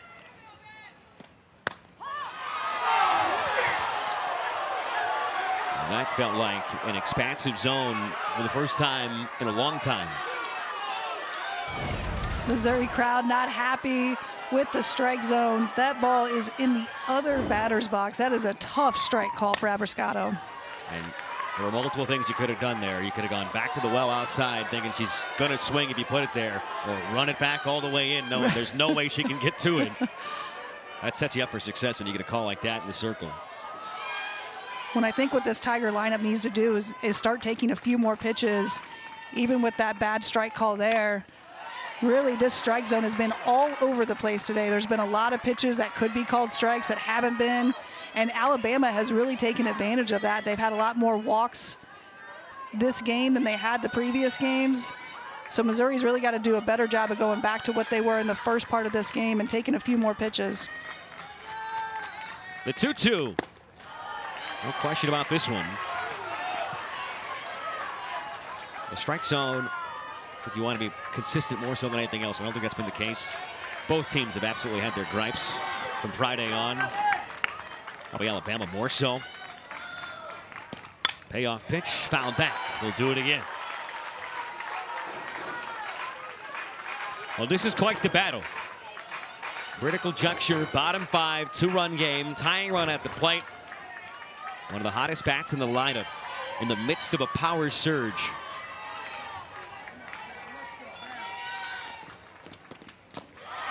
And she will take her base. Abbruscato aboard. Go ahead and run to the plate.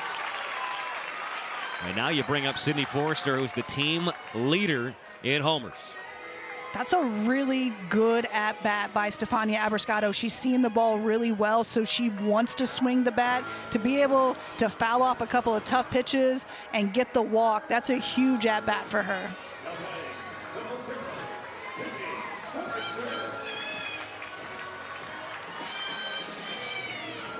Looks like she will also stay in to run at first. So Abbruscato at first, Waits at second. The hitter is Forrester. was after the first pitch. Well, we've had this a handful of times in this game and every game. The later innings where one swing could certainly flip the game. Happened a couple innings ago with Ambry Taylor. 3-run shot that gave Alabama their first lead. At that point, they were down 2 and then up 1. Forrester's hoping for deja vu, but now she's down 0-2. 3 walks, 1 strikeout. Weird day for Jocelyn Briskey.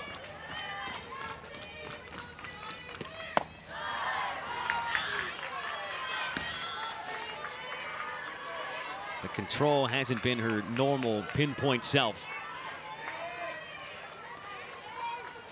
Something you're not used to seeing from Briskey is any walks, really, but to see 3 in one game, that's really unheard of for her. Now the frustration coming from that first base dugout. You could hear a handful of where was that?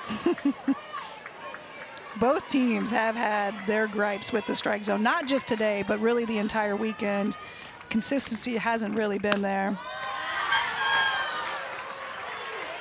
And certainly ball 2 could have been strike 3, but now it's full. Hay on deck, Sydney Forrester up there.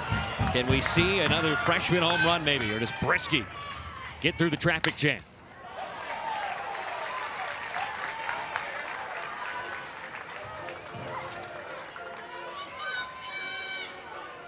Veteran in the circle, freshman at the plate. And that was pitch 80. That was exactly how many she threw in the complete game win on Friday. Another 3-2.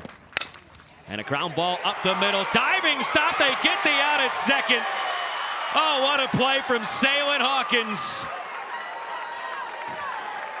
Takes away a 2-out RBI base hit from Sydney Forrester. And Alabama's got all the momentum right now. Flashing the leather, Hawkins putting the body on the line. And Briskey works through the jam.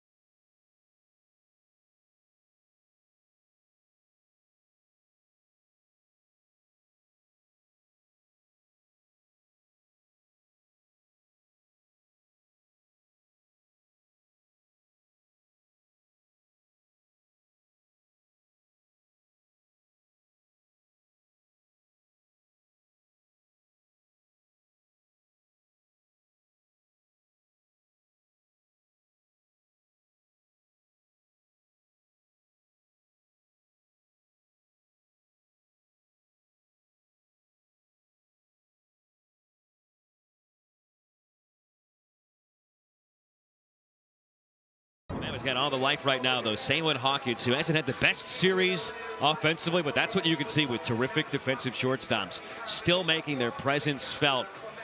A diving stop that certainly takes away what would have been an RBI single, and the inning would have continued for the heart of the order. Would have been a run-run game. Instead, it stands at 4-2.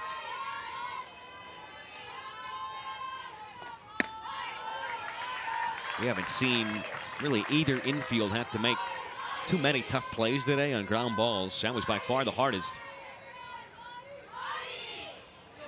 Now 8-9-1 coming up against Mahalik. Not only a great play of making the play, getting your glove on it, but being able to flip that ball to Taylor at second base and get the out.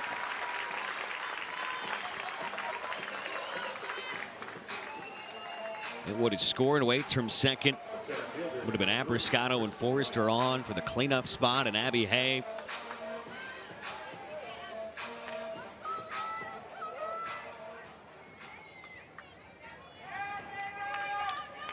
And Kristen White, who came into play center,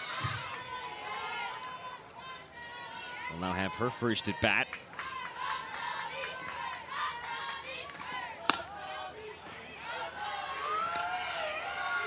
First at bat of the series. Didn't have it at bat against Louisiana Monroe on Tuesday. Did come off the bench. First plate appearance of this weekend set. 8 for 20, hitting 400 in a small sample on the year. The senior from Phoenix City, Alabama. Started 8 games this season. Great speed, 6 stolen bases this year.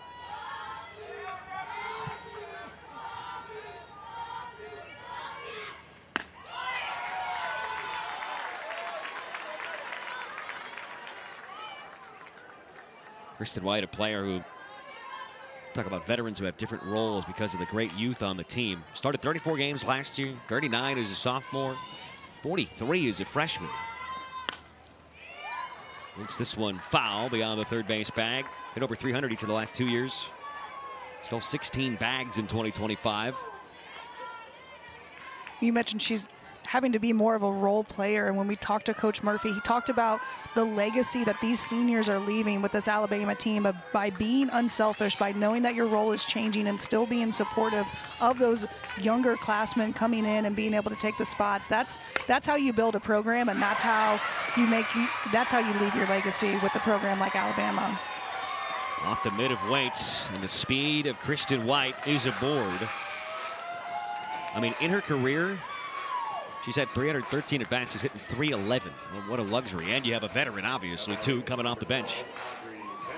And when we talked to Patrick Murphy about, the identity of this team versus teams of years past, because it's been around for so long. This is, his 28th season with this squad. Back to the top we go, and Vandegrift. He said the competitiveness was really the key word that stood out.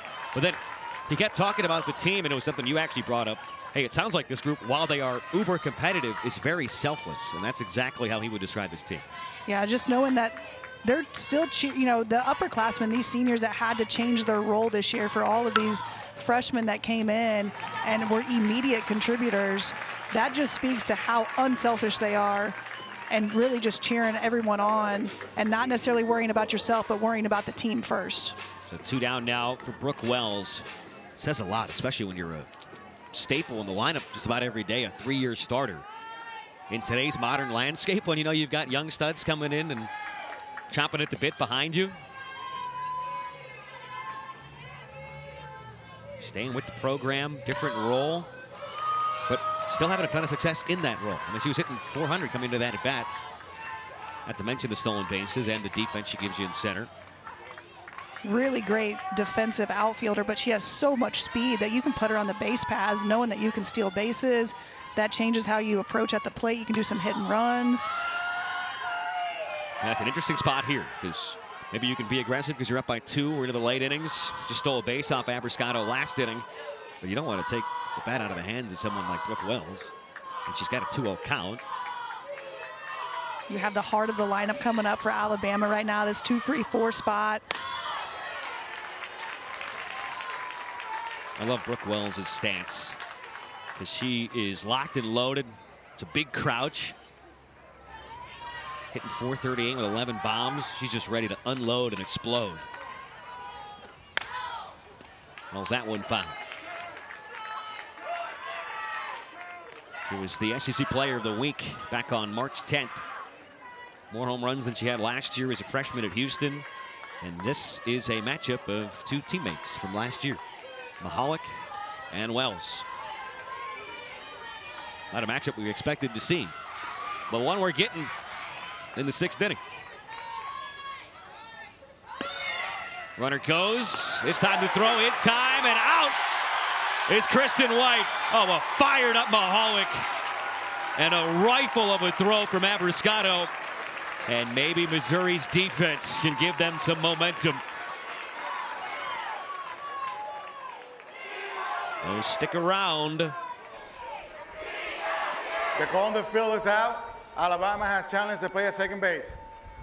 So we will have a challenge, our first of the day. Carlos Guzman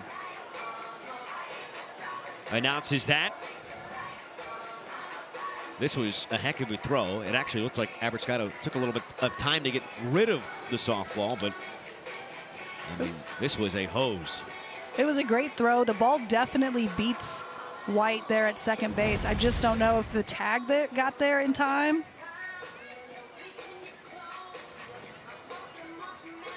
She might have got her hand in. Might have slipped in there.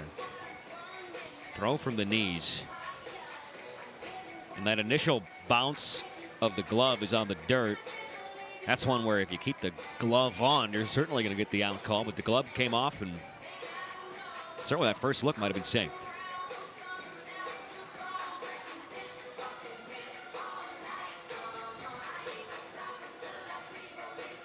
So here's the Hawkeye look. Looks like at her it. hand is on. Sophie Smith, this gets pulled a little bit towards shortstop area, not able to get that tag down.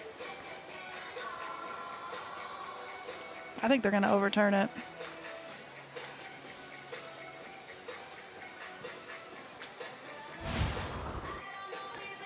I would agree with you. I think she's safe and in there. Question always comes down to evidence. And is there indisputable evidence that the call was wrong?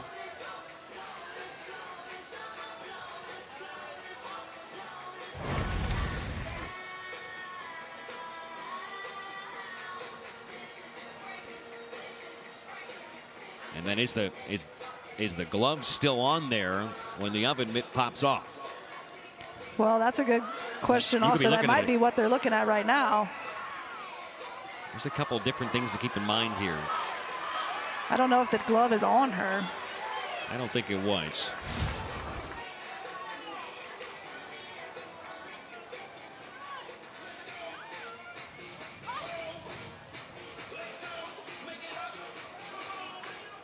It's taking longer than I thought it would, so that may be a good sign for Missouri. It's one of those moments where the longer it takes, the more you think they couldn't possibly have indisputable evidence, right? Because if you're looking at it for this long, there was no black and white shot where you could say unequivocally that she was safe, even though you and I both think she was safe. Yeah. And this is critical because you've got best spot in the lineup up too. After further review, the call on the field is changed. Runner is safe. Alabama is no charge for the challenge. So it's a stolen base, and the correct call in the mind of this crew and the folks looking at it, and you and me as well.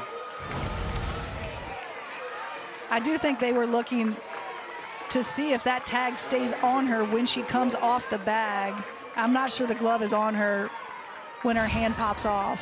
And it's a different way that you're being taught to tag these days in the last handful of years with review at any level. They have it to keep that glove on because so often somebody pops up. And it wasn't the intention of why they created the challenge system, but that's why we got it.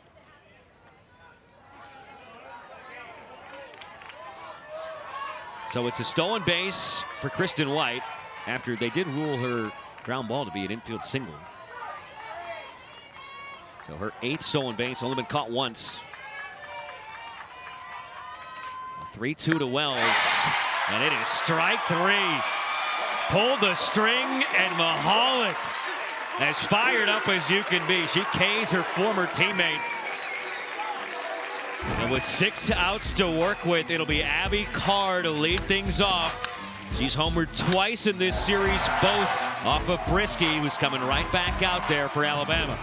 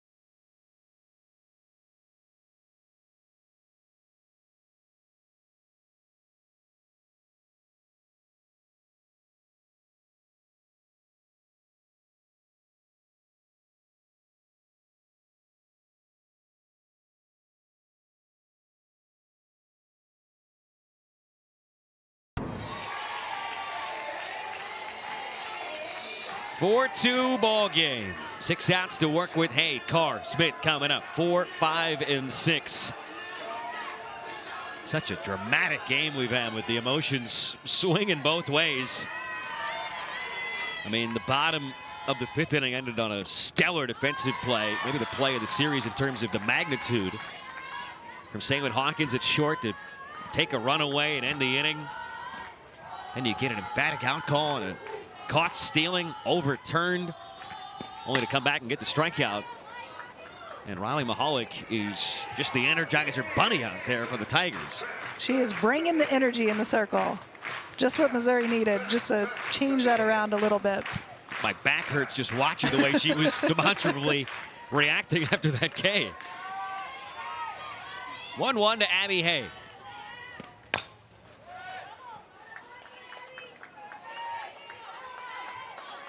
So 2 innings on the offensive side of things to work with. 3rd time through the order. 2nd time facing Brieske. Does anything change here approach-wise? I think you have to go back to that first at-bat and their approaches in that first time through the lineup. They really did a good job of laying off pitches that were out of the zone, making her come into the zone. We saw a lot more success against this Missouri lineup in the first couple innings than we have the rest of the game.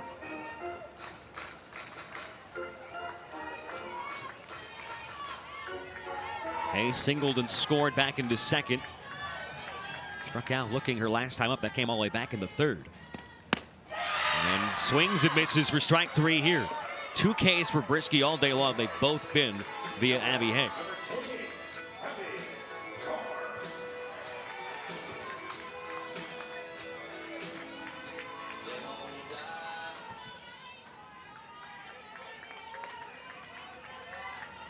And here comes that matchup we alluded to.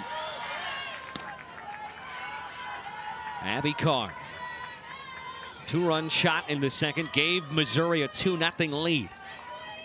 Alabama hit a 3-run homer in the 4th, a solo shot in the 5th. And this is belted out towards deep left field, back at the wall, and it is gone. Off the mitt of Vandegrift and over the fence. This should be a homer. 2nd of the day, 3rd of the series for Abby Carr. The freshman who can just do it all.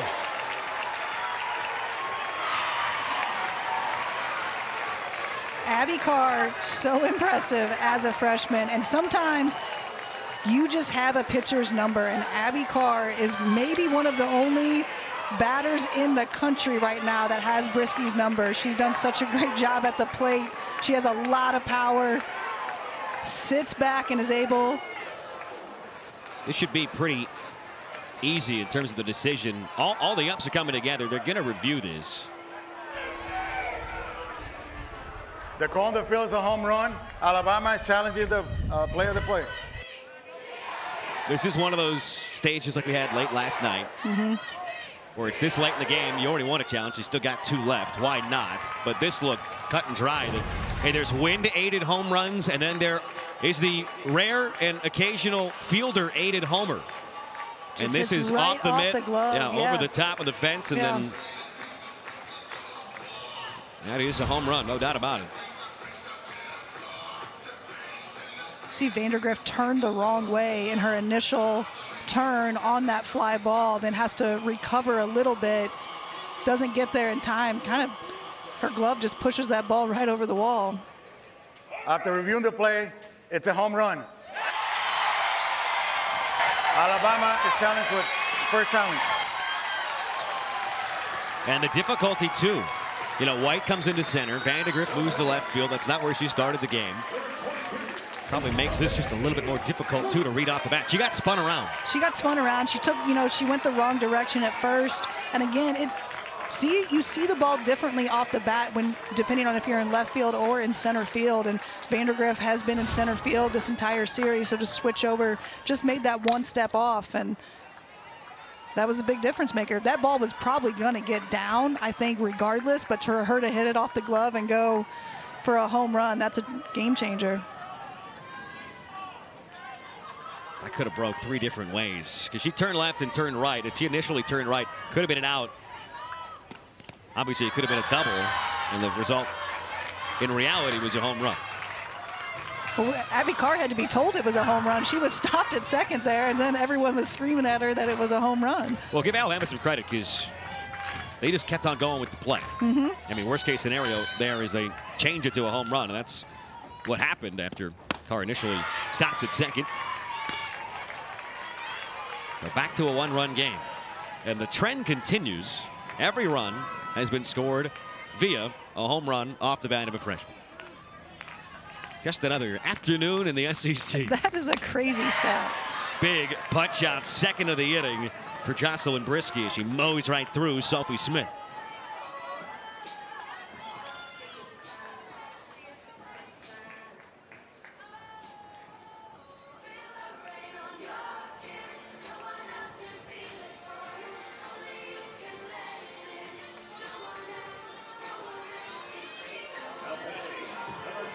So we will see Hayden Sokolowski pitch hitting for Madison Updegrove. We saw this yesterday. Sokolowski came up with a couple of ducks on the pond and drew a critical walk and a very patient plate appearance off the bench.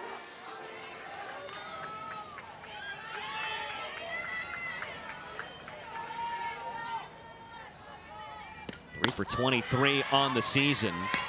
You know, I mentioned this number earlier, but obviously it's a little funkier now. Brisky's given up 6 home runs this year.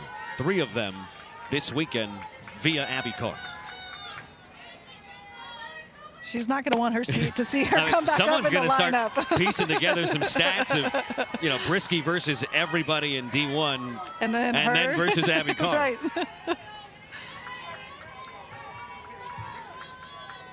Missouri would love to give Carr another at bat today.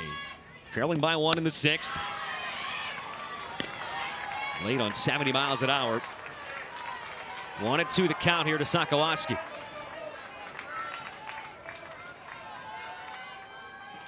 Mizzou's starting to get some more production via the long ball this week. 1-2, cut on and missed. Brisky punches out the side. She had just 1 strikeout through the first 5 innings. She fans a trio here in the 6th. But Abby Carr continues to have her number. Her 3rd home run of the weekend, all coming off the reigning National Pitcher of the Week.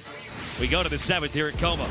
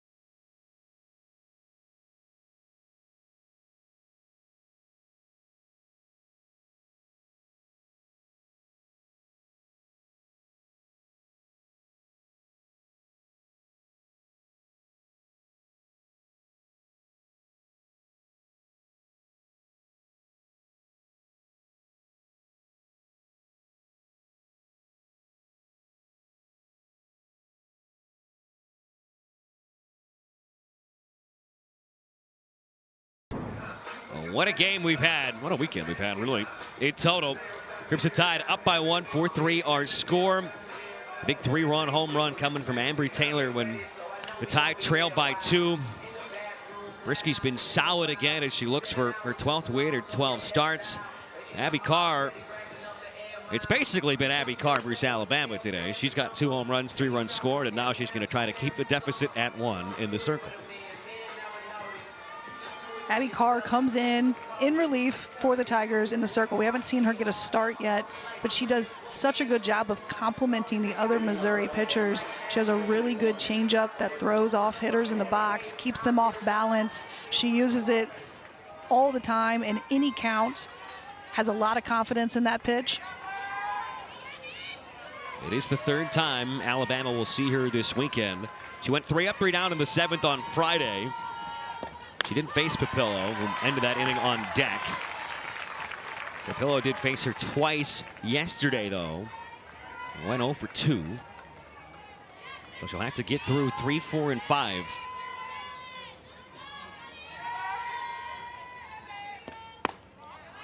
It's wild that on Friday we saw Carr come in for the top of the 7th and then homer in the bottom of the 7th.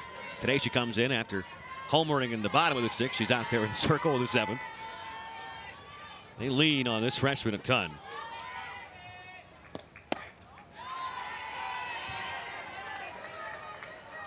Now, I want to ask you what it's like to come back from hitting a home run and then having to go work in the circle in a 1-run game, but I don't know how many people on earth you could ask that question to. I couldn't answer that question.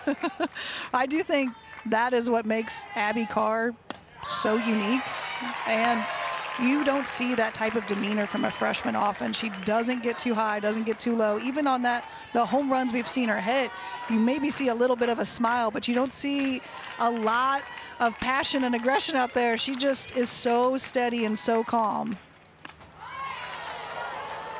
3 balls and 2 strikes. Papillo's 1 for 3 with a single today. When Larissa Anderson talks about Abby Carr, she likes to talk about her swimmer mindset. Payoff pitch. It's fouled away off the netting above the third base dugout. But she said she tells the rest of the team, hey, the way she approaches pitching is the way she approached swimming. When you're a swimmer, everything's individual. It's you against the water. It's you against the pool. It's you against the clock. It's not really facing the other person. You're in the water, underwater, and in your own world. And that's what she does out there in the circle. Blacks it out there in right field. There was a moment early on in her season, and you could say early on in her career, where she gave up a grand slam versus McNeese. Coach Anderson said, hey, are you okay? And she said, oh, I'm fine. That's in the past. What's happened has happened. We move on. You don't hear that said from a lot of freshmen after giving up a grand slam. Shows a lot of maturity. Overpowering this time as Carr K's Papillo.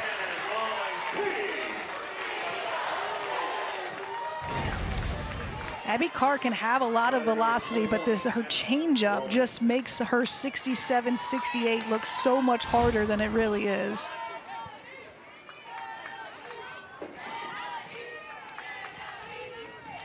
Anna Roman has had a terrific day at the plate. Loaded up there and didn't pull the trigger. It's ball 1. In the 5th inning, she homered. In the 4th inning, she singled. She scored twice. On this Sunday of freshman phenoms, these two have played a major part.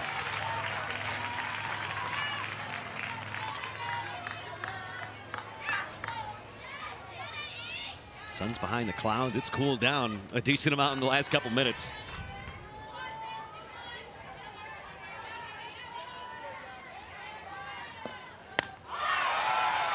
Roman lays off a strike. That clocked in at 49. I think 49, and then she can come back and throw 67, 68. That is a tough adjustment as a hitter. Makes the changeup such an incredible setup pitch. Lined out to left. That's slicing into the bullpen.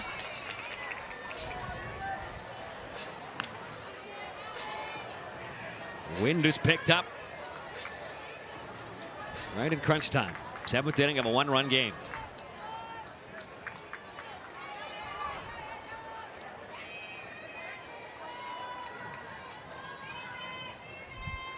Another 1-2. It's laced the other way again, but foul for a 2nd time in a row. Great battle between Abby Carr and Anna Roman. I mean, these are two who could be facing off for a long time to come. Anna Roman struggled in the first couple games in this series, and I talked a lot about Abby Carr's maturity, but that shows a lot of maturity for her in this number 4 spot to struggle in those first 2 games and come out and just have a monster of a day at the plate. Yeah, Roman has had 2 stretches this year where she has homered in 3 out of a 4-game span. She had not homered in 8 straight games coming into today before she hit a long ball her last time up.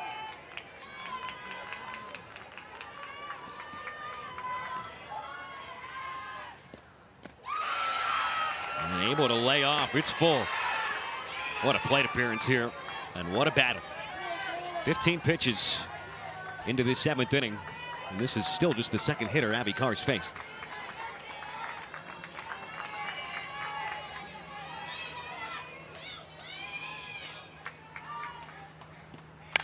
Payoff pitch, hit on one, hop to Hay.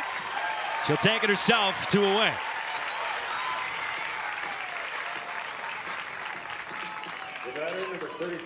Well, this is kind of what I alluded to when I said it was Carr versus Alabama. This is what she has done versus what the rest of the team has done. Hasn't allowed an earned run. The rest of the team's allowed 8. She's got 3 home runs. Saw 1 from Abrascato yesterday. I mean, she is doing it all.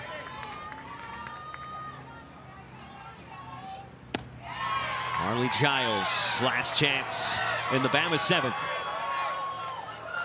It's hard of the order with Roman and Giles has been terrific. Giles hasn't made an out yet. Single, 2 walks.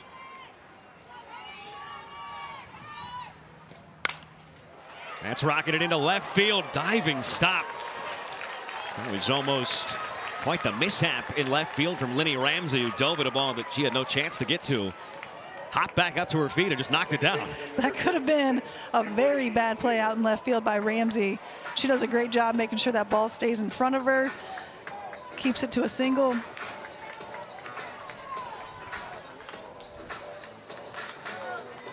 Been a little shaky out there. She dropped the ball early, but able to get a force out at second on that play.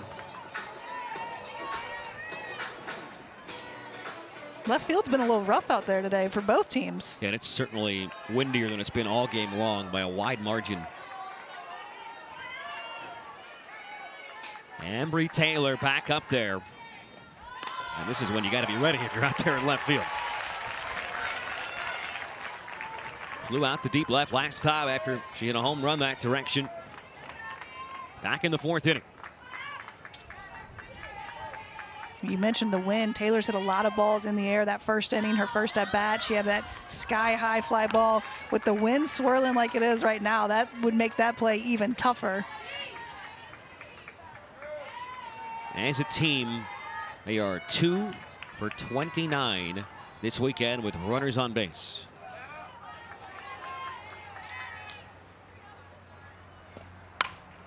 One of those hits was her 3-run blast. We know the power she possesses. And we saw it her second time up this afternoon. Taylor, so much pop at the plate. She's got a really powerful swing, very compact, but then also gets extended very quickly through the zone. And that is strike 3, and a beauty from Abby Carr to end the inning. 1-run game, last of the 7th. 8-9-1 coming up for the Tigers. A chance to potentially tie or get the walk-off victory. The series and the game hanging in the balance when we come back. Brisky looking for another complete game. The Tigers looking to claim a walk-off.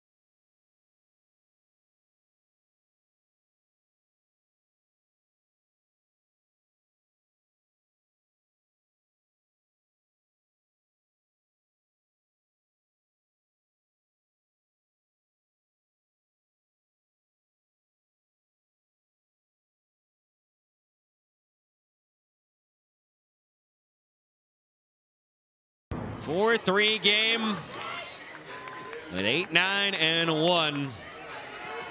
Schedule hitters Langer, Ramsey, Blackston. Imagine Waits would be back in as the third batter up. It's Kaylee Langer first. And she takes ball one.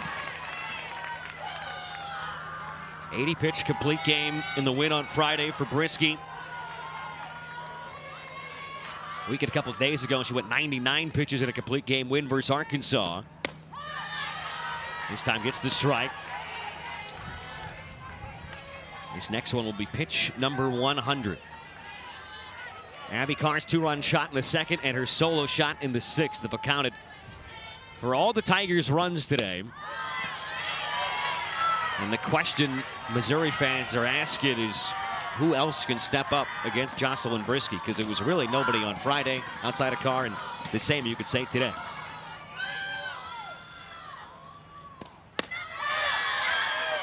Two balls and two strikes. Missouri just 4 hits off Brieske today. 2 of those coming from Abby Carr. They're really going to need someone else in this lineup to step up. They're going to have to manufacture some runs against Brieske. That's not easy to do with how many strikes she throws. Langer just barely caught a piece. I mean, Brieske has allowed 7 base hits in this series. Abby Carr's got 3 of them when they all left the park.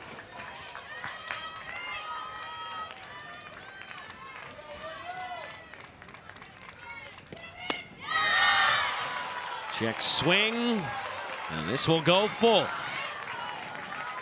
What a pitch this is. So much hanging in the balance on an occasion where Brieske has walked 3 for the first time all year today. But she comes back and gets a K.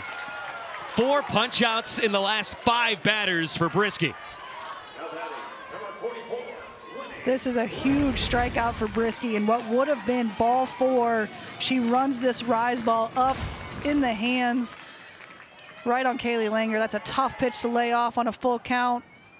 We saw a lot of the swings and misses from Missouri in that first game. In 1-run games, Bama undefeated so far in Missouri, anything but 1-6. And of those 4 SEC losses, 3 of them came in 1-run games. They are potentially staring down the barrel of a 1-5 start in conference, with 4 of the 5 losses coming by 1.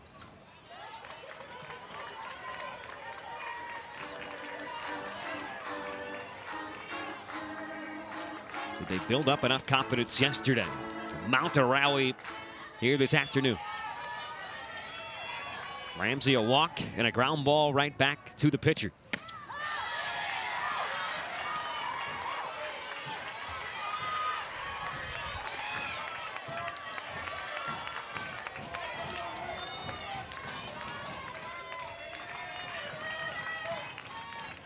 Brieske's got her own 2, and she finishes her off.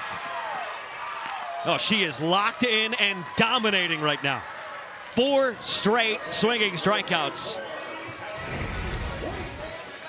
Brieske has gotten stronger as this game has gone on. She struggled a little bit, maybe finding control. Not that bad, but not Brieske-like in the first part of this game. She's come back. She's gotten stronger. She's throwing the ball harder right now than she was in the first 2 innings against Missouri. 6 strikeouts. 5 of those have come in a span of the last 6 hitters. The other hitter was a homer. I mean, right now, she's looking like Manhattan. It's nothing but high rises. 2 outs. Waits is the last chance. We're back to the top of the order. Last time Waits was up there, we mentioned her struggles in this series, but then she singled into left.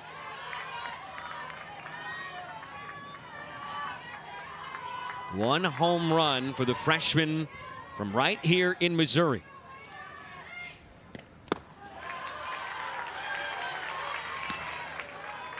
She is quite patient, though. 19 walks. She's been hit by a pitch 9 times, too. That's 28 free passes to 13 Ks. Leads the team in base on balls and at HBPs, for what it's worth.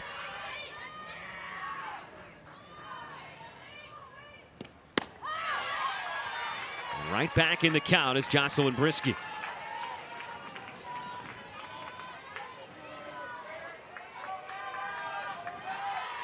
She's 11-0 in her first 11 starts. And she's looking for another win. And now she's a strike away.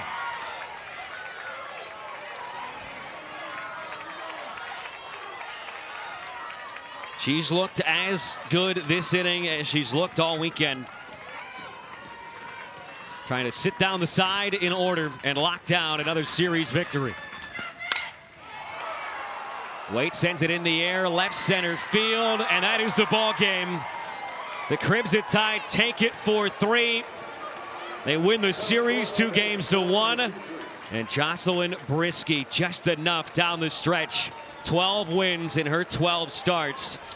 As Alabama improves to 29-2 and 7-2 in the SEC as they have won their first 3 conference series for the first time in 7 years.